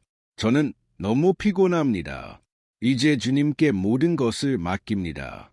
단세 문장이었습니다. 30초도 걸리지 않는 기도였습니다. 하지만 놀라운 일이 일어났습니다. 2주 후 집사님이 다시 찾아오셨는데 얼굴이 완전히 달라져 있었습니다. 목사님, 신기한 일이 일어났어요. 무슨 일인데요? 그 짧은 기도를 드리고 나면 마음이 너무 편안해져요. 잠도 깊이 자고 아침에 일어나면 기운이 나요. 그렇습니까? 하나님께서 집사님의 약함 가운데 역사하신 거예요. 그리고 또 하나 신기한 게 있어요. 전에는 가게 일이 너무 힘들게만 느껴졌는데 요즘은 그 일 속에서 하나님을 만나요. 어떻게요? 손님들이 들어올 때마다 하나님이 보내신 분이구나 하는 생각이 들어. 그래서 더 정성껏 음식을 만들게 되고 6개월이 지난 후 집사님의 간증은 더욱 놀라웠습니다. 가게 매출이 30%나 늘었고 단골 손님들이 크게 늘었다는 것이었습니다. 무엇보다 집사님 자신이 건강해지셨습니다. 의사, 선생님도 놀랄 정도로 혈압과 혈당 수치가 좋아졌습니다. 집사님은 고백하셨습니다. 목사님, 제가 깨달은 게 있어요. 제 힘으로 살려고 했을 때는 너무 힘들었어요. 하지만 제 약함을 인정하고 하나님께 맡기니까 오히려 힘이 나더라고. 사랑하는 여러분, 이것이 바로 약함의 능력입니다. 여러분이 지금 피곤하십니까? 그것은 저주가 아니라 축복의 기회입니다. 여러분이 지금 힘이 없으십니까? 그것은 문제가 아니라 하나님을 만날 수 있는 통로입니다. 오늘 밤 침대에 누우실 때 이렇게 기도해 보세요. 하나님, 저는 지금 너무 피곤합니다. 하지만 이 약함 가운데 주님의 강함을 경험하기 원합니다. 단 한 문장이라도 괜찮습니다. 그 짧은 기도가 여러분의 삶을 완전히 바꿔놓을 것입니다. 하루를 살다 보면 우리 마음속에 많은 것들이 쌓입니다. 좋은 것들도 있지만 나쁜 것들도 많습니다. 누군가의 말에 상처받은 기억, 억울했던 일, 화났던 순간, 두려웠던 경험들이 마음속에 쌓여갑니다. 이것들을 그냥 두고 잠들면 어떻게 됩니까? 그것들이 우리 무의식 속으로 내려갑니다. 그리고 우리의 꿈을 방해하고 우리의 영혼을 어지럽힙니다. 아침에 일어나도 개운하지 않고 지부둥합니다. 그런데 잠들기 전 감사 기도는 이 모든 것을 깨끗이 씻어냅니다. 데살로니가전서 5장 16절에서 18절을 보십시오. 항상 기뻐하라. 쉬지 말고 기도하라. 범사에 감사하라. 이것이 그리스도 예수 안에서 너희를 향하신 하나님의 뜻이니라. 이 말씀에서 범사에라는 단어에 주목해 보십시오. 헬라어 원문에서는 엔 판티라고 표현되어 있습니다. 은 안에서라는 뜻이고 판티는 모든 것이라는 뜻입니다. 직역하면 모든 것 안에서 감사하라는 의미입니다. 좋은 일만 감사하라는 것이 아닙니다. 나쁜 일 속에서도 감사할 것을 찾으라는 것입니다. 이 서신은 바울이 데살로니가 교회에 보낸 편지입니다. 당시 데살로니가 교회 성도들은 심한 박해를 받고 있었습니다. 믿음 때문에 직장을 잃고 가족에게 버림받고 생명의 위협을 받는 상황이었습니다. 그런 그들에게 바울은 범사에 감사하라고 말합니다. 이것은 상황을 외면하라는 것이 아닙니다. 고통을 느끼지 말라는 것도 아닙니다. 오히려 그 고통 한가운데서 하나님의 선하심을 보라는 것입니다. 신학적으로 이것은 섭리적 감사라고 부릅니다. 모든 일에는 하나님의 선한 계획이 있다는 믿음에 기반한 감사입니다. 로마서 8장 28절이 이것을 뒷받침합니다. 우리가 알거니와 하나님을 사랑하는 자국 그의 뜻대로 부르심을 입은 자들에게는 모든 것이 합력하여 선을 이루느니라. 문학적으로 바울은 명령형 동사를 런속으로 사용합니다. 기뻐하라, 기도하라, 감사하라. 이것은 선택이 아니라 명령입니다. 우리의 감정 상태와 상관없이 해야 할 영적 의무입니다. 그런데 하나님은 이것을 명령하십니까? 그것이 우리에게 유익하기 때문입니다. 감사는 단순히 하나님을 기쁘게 하는 것이 아닙니다. 감사는 우리 자신을 치유하고 회복시킵니다. 현대 과학도 이것을 증명합니다. 감사하는 사람의 뇌를 촬영해보면 세로토닌과 도파민이 분비됩니다. 이것은 행복 호르몬이라고 불리는 물질들입니다. 반대로 불평하고 원망하는 사람의 뇌에서는 코르티솔이 분비됩니다. 이것은 스트레스 호르몬입니다. 즉, 감사는 우리의 몸과 마음을 건강하게 만듭니다. 박영애 권사님의 이야기를 들려드리겠습니다. 박 권사님은 62세이셨고 평생 남편의 폭언과 무시 속에서 살아오신 분이었습니다. 남편은 술을 마시면 항상 권사님을 비난하고 모욕했습니다. 당신은 아무것도 못해, 밥도 제대로 못하고 집안일도 엉망이야. 권사님은 평생 이런 말을 들으며 살았습니다. 그러다 보니 자존감이 많이 낮아져 있었습니다. 우울증 진단도 받았고 불면증으로 고생하고 계셨습니다. 제가 권사님을 처음 만난 것은 새벽 기도에서였습니다. 기도하시는데 눈물만 흘리시고 말씀이 나오지 않으셨습니다. 예배 후 조용히 말씀을 나눴습니다. 권사님, 요즘 많이 힘드시죠? 목사님, 저는 하루하루가 지옥 같아요. 남편이 하는 말들이 너무 아파요. 그렇군요. 얼마나 힘드셨을까요? 그런데 더 힘든 건 제 마음이에요. 남편을 미워하는 제 마음이 너무 싫어요. 권사님, 그 마음 충분히 이해합니다. 저도 감사하려고 노력해요. 그런데 감사할 게 하나도 없어요. 저는 권사님께 한 가지 제안을 드렸습니다. 권사님, 오늘 밤부터 잠들기 전에 아주 작은 것 하나만 감사해 보세요. 작은 것이요. 네, 예를 들어 오늘 밥을 먹을 수 있어서 감사합니다라든지 오늘 숨을 쉴 수 있어서 감사합니다 같은 거요. 그렇게 작은 것도 괜찮나요? 물론입니다. 감사는 크기가 아니라 진심이 중요합니다. 권사님은 그날부터 잠들기 전 한 가지씩 감사하기 시작하셨습니다. 첫날 오늘 교회에 올 수 있어서 감사합니다. 둘째 날 오늘 햇빛을 볼 수 있어서 감사합니다. 셋째 날 오늘 새벽 기도에 나올 힘을 주셔서 감사합니다. 일주일이 지났습니다. 권사님이 찾아오셔서 말씀하셨습니다. 목사님 신기해요. 감사하고 나면 마음이 조금 편해져요. 그렇습니까? 계속해 보세요. 한 달이 지나자 권사님의 얼굴이 달라지기 시작했습니다. 눈빛이 살아나고 표정이 밝아졌습니다. 3개월이 지나자 더 놀라운 변화가 일어났습니다. 목사님, 제가 요즘 남편한테 화가 덜 나요. 어떻게 그렇게 되셨어요? 잘 모르겠어요. 그런데 감사하다 보니까 남편도 좀 불쌍해 보이더라고. 불쌍하다고? 네, 저렇게 화내고 사는 게 본인도 힘들겠다 싶어요. 그래서 남편을 위해서도 기도하게 됐어요. 6개월 후 권사님의 간증은 더욱 놀라웠습니다. 남편이 술을 끊었고 교회에 나오기 시작했다는 것이었습니다. 권사님, 남편분이 어떻게 변화하셨어요?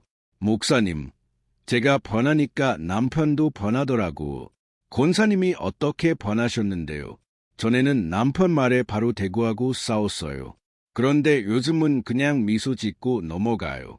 어떻게 그렇게 하실 수 있으세요? 매일 밤 감사하다 보니까 마음의 여유가 생기더라고. 남편 말에 이 일이 반응할 필요가 없다는 걸 알게 됐어요. 1년 후 권사님 부부는 함께 새벽 기도에 나오셨습니다. 남편분도 권사가 되셨고 부부가 함께 봉사하는 모습을 보게 됐습니다. 권사님은 간증하셨습니다. 매일 밤 감사 기도가 제 인생을 완전히 바꿔 놓았어요. 감사하면서 제 마음속 쓰레기들이 다 청소된 거예요. 미움도 원망도 분노도 다 사라졌어요. 사랑하는 여러분, 이것이 바로 감사의 능력입니다. 감사는 우리 영혼을 깨끗이 청소합니다. 하루 동안 쌓인 모든 부정적인 감정들을 씻어냅니다. 그리고 하나님의 사랑과 평안으로 채워줍니다. 오늘 밤부터 잠들기 전 단 한 가지만 감사해 보세요. 아무리 작은 것이라도 괜찮습니다. 그 작은 감사가 여러분의 영혼을 정화시킬 것입니다. 그리고 내일 아침 여러분은 새로운 사람으로 깨어날 것입니다. 밤은 어둡습니다. 육체의 눈으로는 아무것도 보이지 않습니다. 그런데 신기하게도 밤이 되면 별이 보입니다. 낮에는 보이지 않던 별들이 밤이 되면 반짝입니다. 우리 삶도 마찬가지입니다. 어두운 시간, 힘든 순간에 오히려 하나님의 은혜가 더 밝게 빛납니다. 그런데 많은 사람들이 어둠만 보고 별을 보지 못합니다. 문제만 보고 은혜를 보지 못합니다. 감사는 바로 이 영적 시력을 회복시켜 줍니다. 시편 42편 8절을 보십시오. 낮에는 여호와께서 그의 인자하심을 베푸시고 밤에는 그의 찬송이 내게 있어 생명의 하나님께 기도하리로다. 이 시편은 고라 자손의 시입니다. 고라는 광야에서 모세를 거역하다가 땅이 갈라져 삼켜진 사람입니다. 민수기 16장에 그 사건이 기록되어 있습니다. 고라의 자손들은 아버지의 죄 때문에 평생 수치와 아픔을 안고 살았습니다. 사람들은 그들을 보며 수근거렸을 것입니다. 저 사람들 고라의 자손이야. 하나님을 거역한 사람의 후손이지. 그런데 놀랍게도 고라 자손은 하나님을 원망하지 않았습니다. 오히려 하나님을 찬양했습니다. 이 시편에서 그들은 고백합니다. 밤에는 그의 찬송이 내게 있어 밤은 그들에게 가장 어두운 시간이었을 것입니다. 낮에는 사람들 눈을 피해 바쁘게 살 수 있었지만 밤이 되면 혼자 남았습니다. 그때 아버지의 죄, 자신의 수치, 사람들의 멀시가 밀려왔을 것입니다. 그런데 그들은 그 밤에 찬송했습니다. 어떻게 그럴 수 있었습니까? 그들은 어둠 속에서 빛을 보는 법을 알았기 때문입니다. 히브리어 오문을 보면 찬송이라는 단어는 시라입니다. 이것은 단순히 노래하는 것이 아니라 애치다, 선포하다는 의미를 포함합니다. 즉 고라 자손은 어둠 속에서 하나님의 선하심을 소리내어 선포한 것입니다. 보이지 않는 은혜를 믿음으로 고백한 것입니다. 신학적으로 이것은 역설적 믿음입니다. 상황이 좋을 때 믿는 것은 쉽습니다. 하지만 상황이 나쁠 때도 믿는 것, 그것이 진짜 믿음입니다. 히브리서 11장 1절이 말합니다. 믿음은 바라는 것들의 실상이요 보이지 않는 것들의 증거니 고라 자손은 보이지 않는 하나님의 은혜를 믿음으로 보았습니다. 그리고 그것을 고백했습니다. 문학적으로 이 구절은 대조법을 사용합니다. 낮에는 대비 밤에는 낮의 인자심과 밤의 찬송을 병렬시킴으로써 하나님의 은혜가 24시간 내내 계속됨을 보여줍니다. 현대를 사는 우리에게의 말씀은 무엇을 의미합니까? 특히 하루를 마감하며 어둠 속에 누워있는 우리에게 이것은 무엇을 말합니까? 바로 이것입니다. 여러분의 하루가 아무리 어두웠어도 그 어둠 속에 하나님의 은혜가 있었습니다. 여러분이 보지 못했을 뿐입니다. 잠들기 전 감사 기도는 그 은혜를 발견하는 시간입니다. 최정숙 집사님의 이야기를 나누겠습니다. 최 집사님은 58세셨고 유방암 3기 판정을 받으신 분이었습니다. 의사 선생님은 말씀하셨습니다. 항암 치료를 받으셔야 합니다. 6개월 정도 힘든 시간이 될 겁니다. 집사님은 충격을 받으셨습니다. 평생 건강하게 살았는데 갑자기 암 선고를 받으신 것입니다.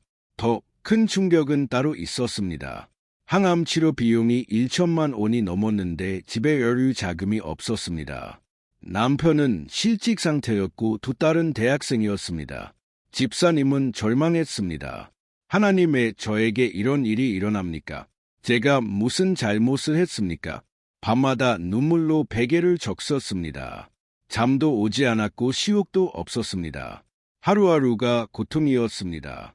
그러던 어느 날 새벽 기도에 나오셨습니다. 그날 제가 전한 말씀이 시편 42편이었습니다. 밤에는 그의 찬송이 내게 있어 설교를 듣는데 집사님의 마음에 이상한 감동이 밀려왔습니다. 그래, 나도 이 밤에 하나님을 찬송해야겠다. 그날 밤부터 집사님은 새로운 기도를 시작하셨습니다. 잠들기 전 암 때문에 고통스러운 상황 속에서도 감사할 것을 찾기 시작한 것입니다. 첫날 밤 집사님은 한참을 생각하셨습니다. 감사할 게 뭐가 있지? 암에 걸렸는데 돈도 없는데. 그런데 문득 한 가지가 떠올랐습니다.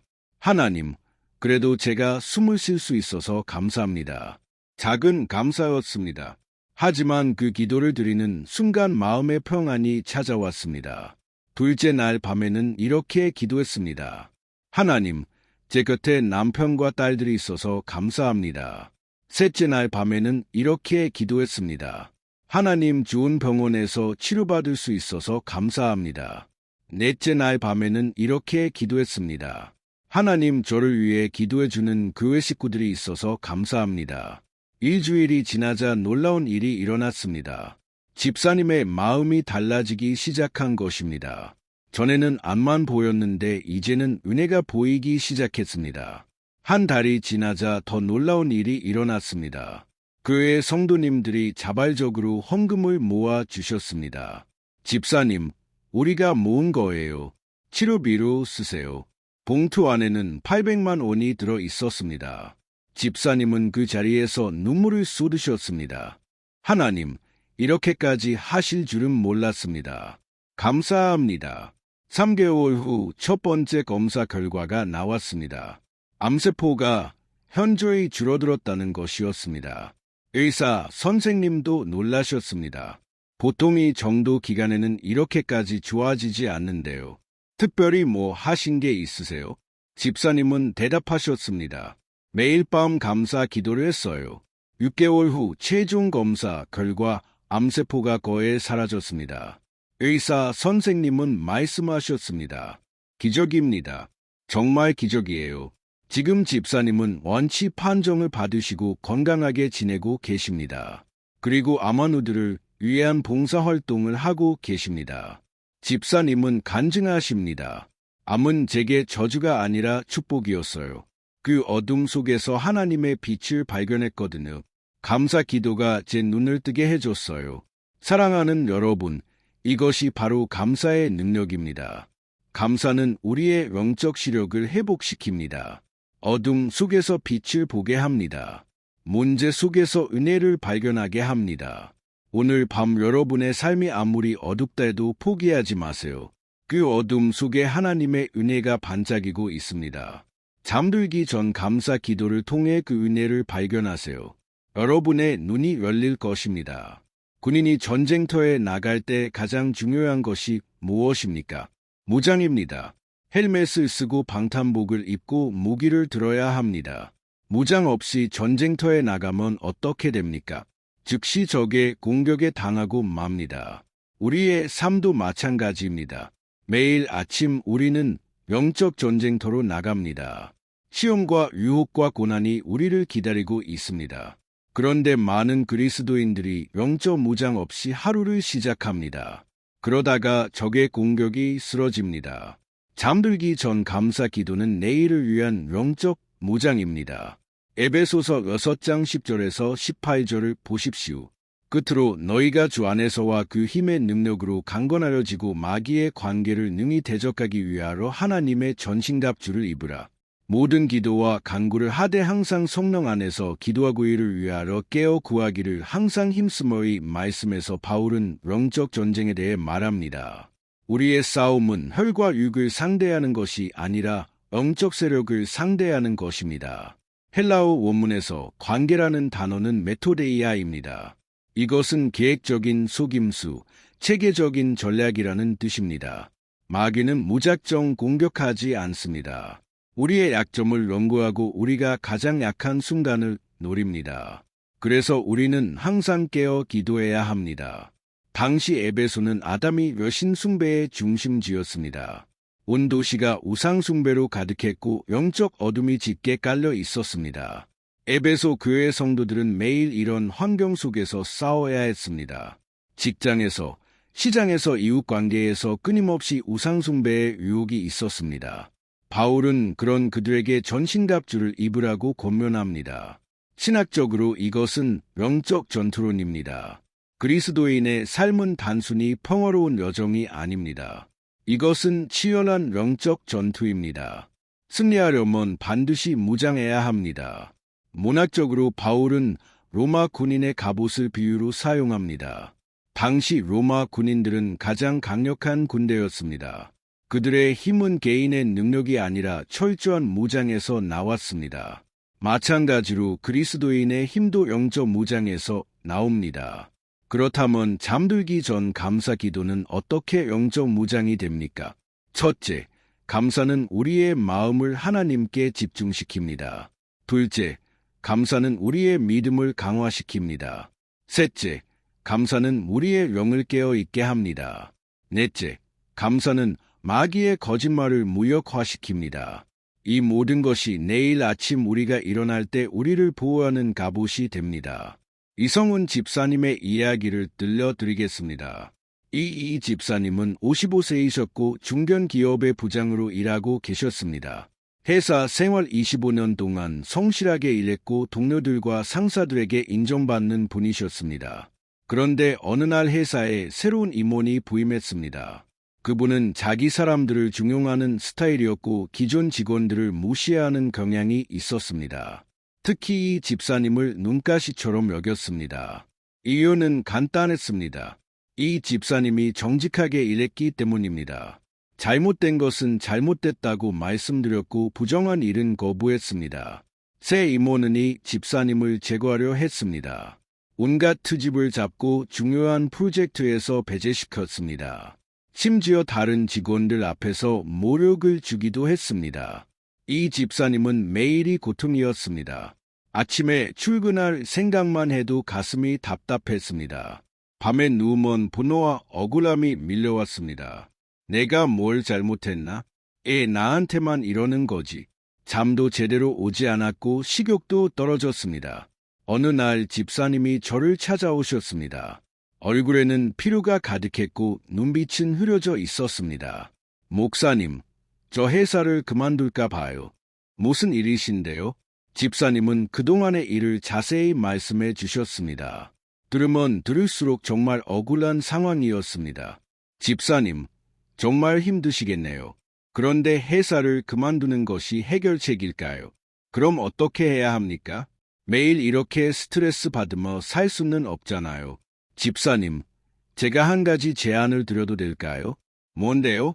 오늘 밤부터 잠들기 전에 회사에서 있었던 일 중 감사할 것 하나를 찾아보세요. 감사할 것이요. 회사에서. 네, 아무리 작은 것이라도 괜찮습니다. 목사님, 솔직히 회사에서 감사할 게 하나도 없어요. 정말 하나도 없을까요?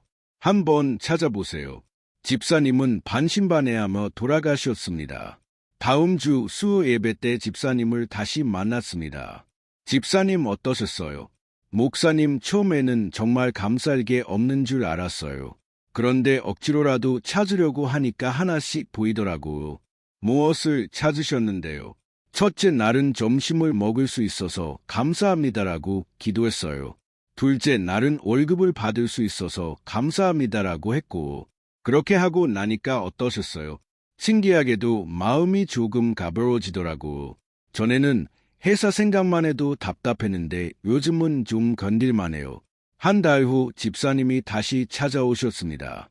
이번에는 얼굴이 많이 밝아져 있었습니다. 목사님, 놀라운 일이 있어요. 무슨 일인데요? 제가 매일 밤 감사 기도를 했잖아요. 그런데 아침에 일어나면 마음이 평안해요. 회사 가기가 전보다 덜 두렵고, 그거 참 좋은 변화네요. 그리고 또 하나 신기한 게 예전에는 그 이모님 얼굴만 봐도 화가 났는데 요즘은 그냥 불쌍하다는 생각이 들어요. 불쌍하다고? 네. 저렇게 다른 사람 괴롭히면서 사는 게 본인도 힘들겠다 싶어요. 3개월 후 더 놀라운 일이 일어났습니다. 그 임원이 다른 부서로 이동하게 된 것입니다. 그리고 이 집사님은 오히려 승진하셨습니다. 집사님 축하드립니다. 어떻게 된 거예요? 모르겠어요. 목사님 하나님이 하신 일 같아요. 그동안 어떻게 지내셨어요? 매일 밤 감사 기도를 했어요. 처음에는 억지로 했는데 나중에는 정말로 감사한 마음이 생기더라고. 구체적으로 어떤 변화가 있었나요? 예전에는 아침에 일어나면 오늘 또 무슨 일이 생기려나 하고 불안했어요. 그런데 요즘은 오늘도 하나님이 함께 하시겠지 않은 확신이 생겨요. 그게 바로 영적 무장입니다. 집사님, 영적 무장이요. 네, 집사님이 매일 밤 감사기도 영적 갑옷을 입은 거예요. 그래서 아침에 일어날 때 이미 무장된 상태로 하루를 시작하신 거죠. 6개월 후에 집사님은 부서장이 되셨습니다. 그리고 회사에서 가장 존경받는 리더 중 한 분이 되셨습니다. 집사님은 간증하십니다. 매일 밤 감사 기도가 저를 완전히 바꿔 놓았어요. 그냥 잠들었다면 분노와 불안으로 가득한 상태로 아침을 맞이했을 거예요. 하지만 감사하고 잠들면 평안과 확신으로 아침을 시작하게 돼요. 사랑하는 여러분, 이것이 바로 감사의 능력입니다. 감사는 내일을 준비하는 영적 무장입니다. 오늘 밤 감사하고 잠들면 내일 아침 여러분은 이미 무장된 상태로 깨어날 것입니다. 어떤 시험이 와도 넘어지지 않을 것입니다. 어떤 유혹이 와도 흔들리지 않을 것입니다. 오늘 밤부터 잠들기 전 반드시 감사 기도를 드리세요. 그것이 내일 여러분을 지키는 갑옷이 될 것입니다. 사람과 사람 사이의 관계에서 가장 중요한 것이 무엇입니까? 대화입니다. 대화가 끊어지면 관계도 끊어집니다. 아무리 가까운 사이라도 대화하지 않으면 멀어집니다. 하나님과 우리의 관계도 마찬가지입니다. 기도는 하나님과의 대화입니다. 그런데 많은 그리스도인들이 기도를 일방적인 요청으로만 생각합니다. 하나님, 이것 주세요. 저것 주세요. 이것은 대화가 아니라 요구입니다. 진정한 대화는 주고받는 것입니다. 감사는 바로 이 대화의 시작점입니다. 빌립보서 4장 6절을 보십시오. 아무것도 염려하지 말고 다만 모든 일에 기도와 간구로 너희 구할 것을 감사함으로 하나님께 아뢰라. 이 말씀의 순서를 주목하십시오. 감사함으로 하나님께 아뢰라고 했습니다. 요청이 먼저가 아니라 감사가 먼저입니다. 헬라어 원문에서 감사함으로는 메타 유카리스티아스입니다. 메타는 함께라는 뜻이고 유카리스티아는 감사라는 뜻입니다. 직역하면 감사와 함께 기도하라는 의미입니다. 이것은 문법적으로 감사가 기도의 필수 요소임을 보여줍니다. 감사 없는 기도는 불완전한 기도입니다. 바울은 이 서신을 빌립보 교회에 보냈습니다. 당시 바울은 로마 감옥에 갇혀 있었습니다. 자유를 빼앗기고 미래가 불확실한 상황이었습니다. 그런데도 바울은 감사하라고 권면합니다. 어떻게 감옥에서 감사할 수 있습니까? 바울은 상황이 아니라 하나님을 보았기 때문입니다. 감옥이라는 환경이 아니라 그 안에 계신 하나님을 보았습니다. 신학적으로 이것은 관계의 신학입니다. 기독교 신앙의 핵심은 글이나 율법이 아니라 하나님과의 관계입니다. 그 관계는 대화를 통해 깊어집니다. 그리고 그 대화는 감사로 시작됩니다. 문학적으로 바울은 명령을 사용합니다. 염려하지 말고 기도하라. 아뢰라? 이것은 선택이 아니라 명령입니다. 명령입니까? 그것이 우리에게 절대적으로 필요하기 때문입니다. 현대를 사는 우리에게의 말씀은 무엇을 의미합니까? 특히 하루를 마감하며 하나님 앞에 나아가는 우리에게 이것은 무엇을 말합니까? 바로 이것입니다. 잠들기 전 감사 기도는 단순히 의무가 아니라 하나님과 대화하는 시간입니다. 하나님의 음성을 듣고 하나님께 마음을 여는 시간입니다. 그 대화를 통해 우리는 하나님과 더 가까워집니다. 주미경 권사님의 이야기를 나누겠습니다. 주 권사님은 65세이셨고 평생 열심히 신앙생활을 해오신 분이었습니다. 새벽 기도도 빠지지 않았고 봉사도 많이 하셨습니다. 그런데 권사님에게는 한 가지 고민이 있었습니다. 하나님이 멀게 느껴진다는 것이었습니다.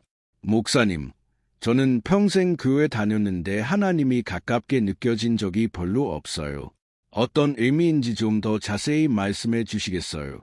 기도를 해도 마치 벽에 대고 말하는 것 같아요. 응답도 없고 음성도 들리지 않고. 기도를 어떻게 하시는데요? 주로 죄를 구하죠.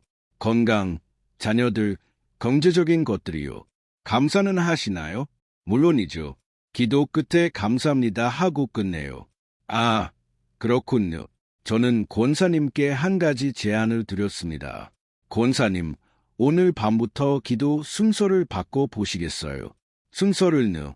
네, 요청부터 시작하지 마시고 감사부터 시작해 보세요. 그게 무슨 차이가 있나요? 한번 해보세요. 분명히 차이를 느끼실 거예요.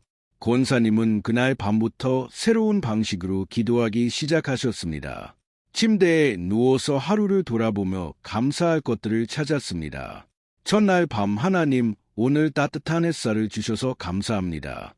맛있는 식사를 할 수 있어서 감사합니다. 건강하게 하루를 보낼 수 있어서 감사합니다. 감사를 하는데 이상한 일이 일어났습니다. 마음이 따뜻해지는 것이었습니다. 둘째 날 밤도 감사로 기도를 시작했습니다. 하나님, 오늘 교회에 올 수 있어서 감사합니다. 찬양할 수 있어서 감사합니다. 말씀을 들을 수 있어서 감사합니다. 이번에도 마음이 따뜻해졌습니다. 그리고 뭔가 하나님이 가까이 계신 것 같은 느낌이 들었습니다. 일주일 후 권사님이 저를 찾아오셨습니다. 얼굴이 환하게 빛나고 계셨습니다. 목사님, 정말 신기해요. 무엇이 신기하신데요? 감사로 기도를 시작하니까 하나님이 정말 가까이 계신 것 같아요. 어떻게 그렇게 느끼셨어요? 전에는 제 필요만 이야기했잖아요. 그런데 감사를 하면서 하루를 돌아보니까 하나님이 하신 일들이 보이더라고. 구체적으로 어떤 일들이요? 예를 들어 오늘 아침에 일어났을 때 몸이 아프지 않았던 것, 아침밥을 맛있게 먹을 수 있었던 것, 이웃집 할머니와 따뜻한 대화를 하는 것, 이런 작은 것들이 다 하나님이 하신 일이더라고. 한 달 후 권사님의 변화는 더욱 놀라웠습니다. 목사님, 요즘 하나님과 대화하는 느낌이 들어요. 대화요? 네. 전에는 제가 일방적으로 말했잖아요. 그런데 요즘은 감사하면서 하나님의 음성을 듣게 돼요. 어떤 음성인데요?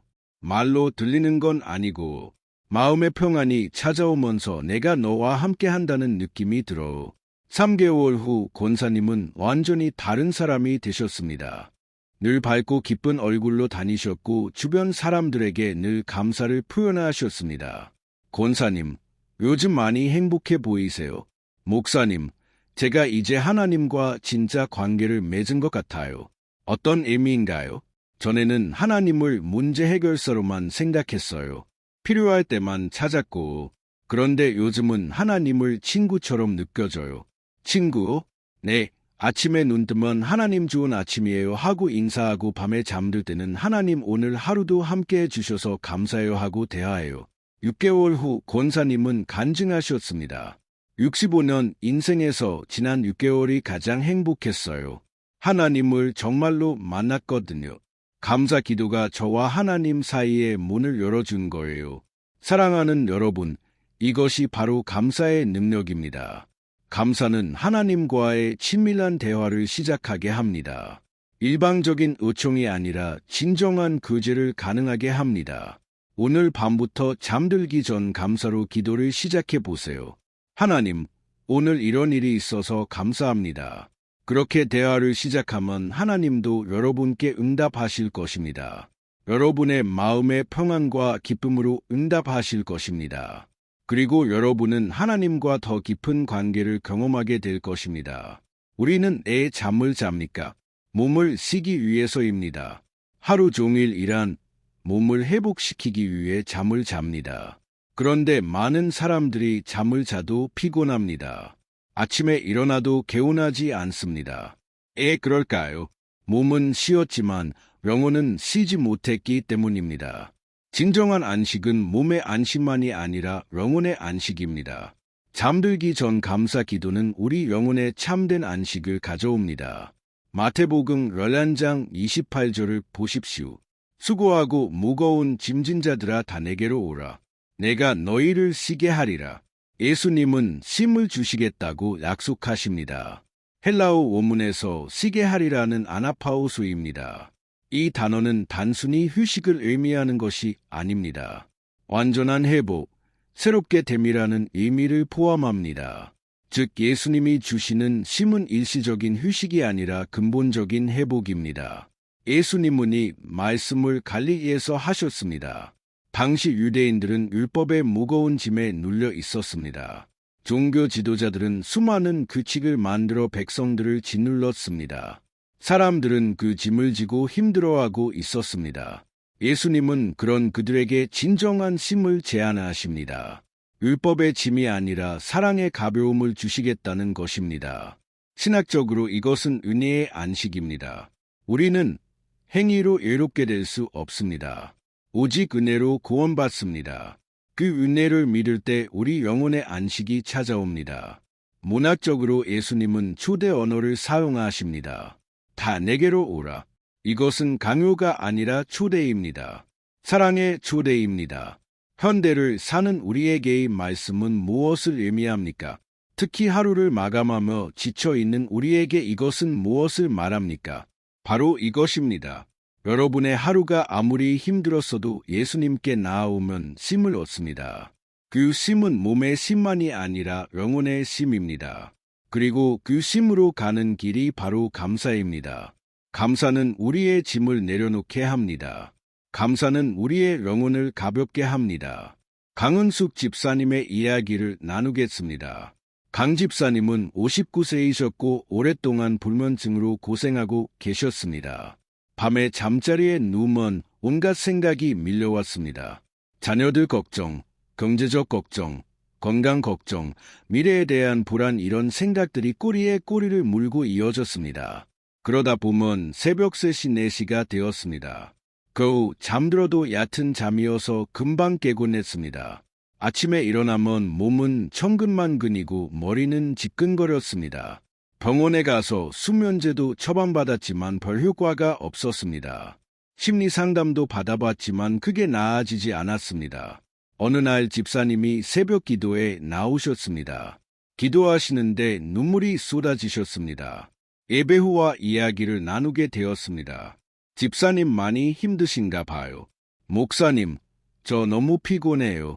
밤에 잠을 못 자서 하루 종일 비몽사몽이에요. 얼마나 오래되셨어요? 5년 정도 됐어요. 처음에는 가끔 그랬는데 점점 심해져서 요즘은 거의 매일 밤 잠을 못 자요. 무슨 생각 때문에 잠을 못 주무시나요? 걱정이요. 온갖 걱정이 다 떠올라요. 우리는 한참을 대화를 나눴습니다. 집사님의 걱정 목록은 끝이 없었습니다. 그런데 재밌는 것은 그 걱정들 대부분이 아직 일어나지 않은 일들이었습니다. 제가 말씀드렸습니다. 집사님, 오늘 밤부터 잠자리에 누워서 걱정 대신 감사를 해보시겠어요? 감사요? 무엇을 감사하나요? 오늘 하루 동안 있었던 좋은 일들을 떠올려 보세요. 아무리 작은 것이라도 괜찮습니다. 그게 잠을 자는데 도움이 될까요? 한번 해보세요. 분명히 변화가 있을 거예요. 집사님은 반신반의하며 돌아가셨습니다. 다음 주에 만났을 때 집사님의 얼굴이 조금 밝아져 있었습니다. 목사님, 신기한 일이 있어요. 무슨 일인데요? 첫날 밤에 침대에 누워서 감사할 것을 찾으려고 했어요. 그런데 처음에는 아무것도 생각나지 않더라고요. 그래서 그래도 억지로라도 찾으려고 했죠. 오늘 밥을 먹을 수 있어서 감사합니다라고 기도했어요. 그러고 나서는 또 찾았어요. 오늘 날씨가 좋아서 감사합니다. 오늘 친구와 통화할 수 있어서 감사합니다. 이렇게요. 그렇게 하니까 어떠셨어요? 놀랍게도 마음이 편안해지더라고요. 그리고 그날 밤 오랜만에 푹 잤어요.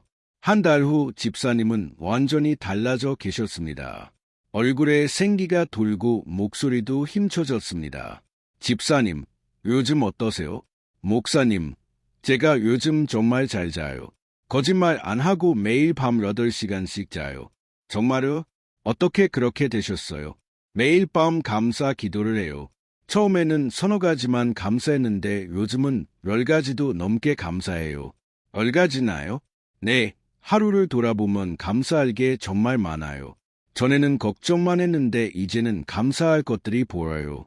3개월 후 집사님은 간증을 하셨습니다. 저는 5년 동안 불면증으로 고생했습니다. 수면제도 먹어봤고 상담도 받아봤지만 소용없었습니다. 그런데 감사기도가 저를 완전히 바꿔 놓았습니다. 어떻게 바뀌셨나요? 전에는 밤에 누우면 걱정이 밀려와서 잠을 못 잤어요. 그런데 요즘은 감사가 밀려와요. 하루 동안 있었던 좋은 일들이 떠오르면서 마음이 따뜻해지고 평안해져요. 그러면 어느새 잠들어 있어요. 깊은 잠을 자고 아침에 일어나면 몸도 마음도 상쾌해요. 6개월 후 집사님은 수면제를 완전히 끊으셨습니다. 의사 선생님도 놀라셨습니다. 어떻게 하신 거예요? 5년 동안 안 되던 게 갑자기 좋아졌네요. 집사님은 대답하셨습니다. 매일 밤 감사 기도를 했어요. 그게 저를 치유했어요. 지금 집사님은 매일 밤 깊은 잠을 주무시고 계십니다.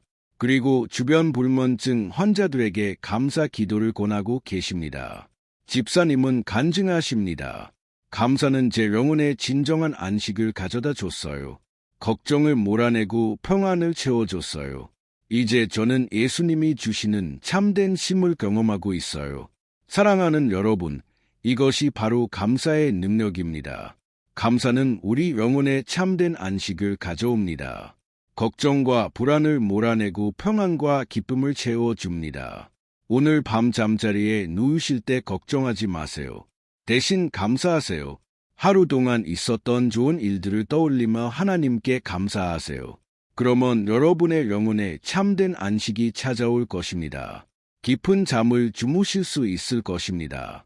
그리고 매일 아침 상쾌하게 일어나실 수 있을 것입니다. 습관이 무엇입니까?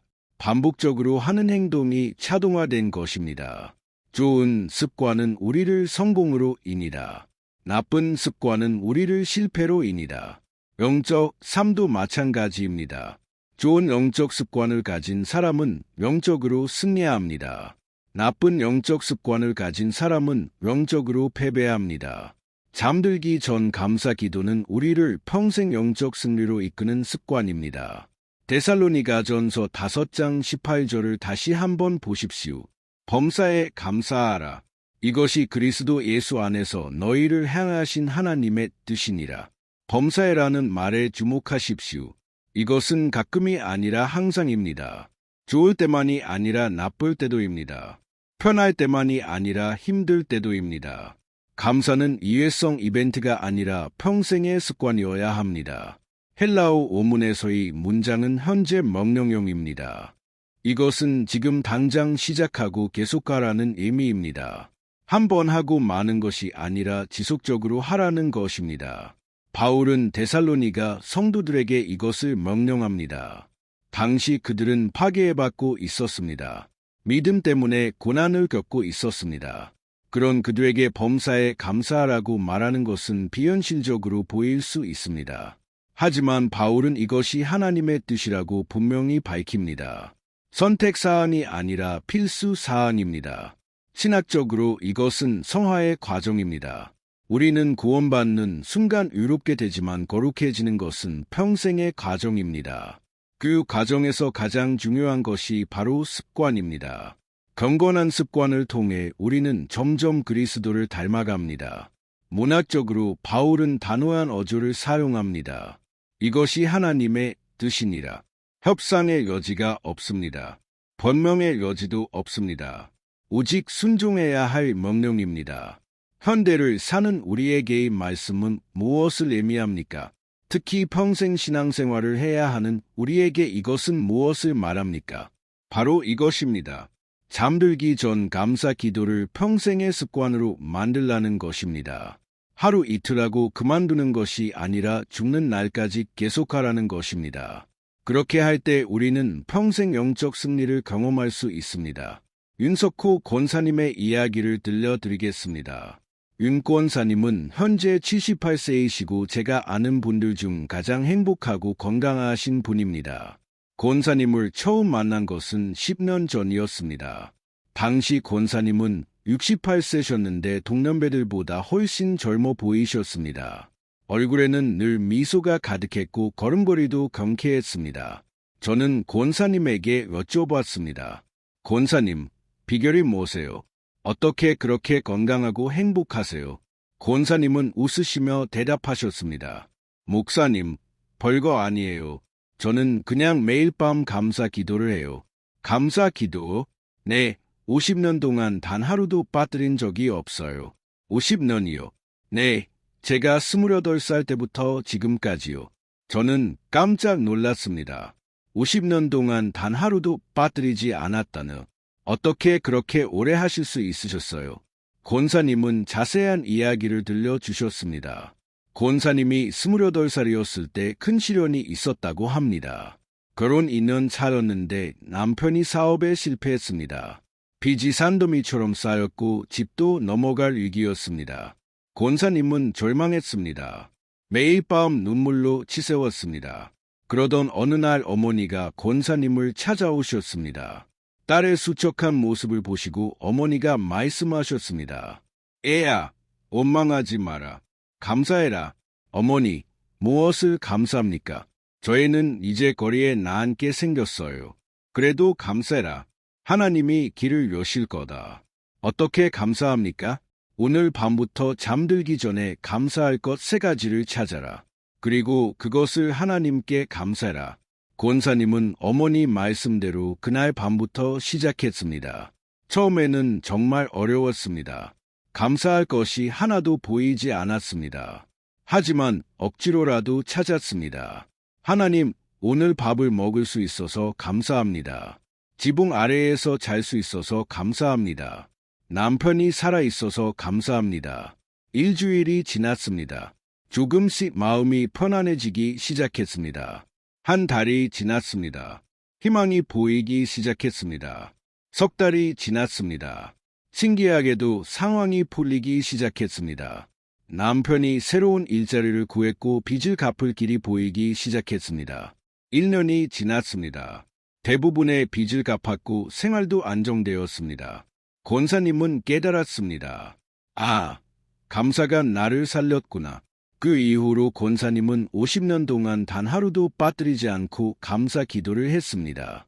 좋을 때도 나쁠 때도 건강할 때도 아플 때도 기쁠 때도 슬플 때도 항상 잠들기 전 감사했습니다. 목사님 처음 10년은 습관을 만드는 기간이었어요. 그 다음 10년은 습관이 저를 만드는 기간이었어요. 무슨 뜻인가요? 처음에는 제가 예지로 감사했어요. 하지만 20년쯤 지나니까 감사가 자동으로 되더라고. 누워만 하면 저절로 감사할 것들이 떠올랐어요. 그 다음 30년은 감사가 제 삶을 완전히 바꾸는 기간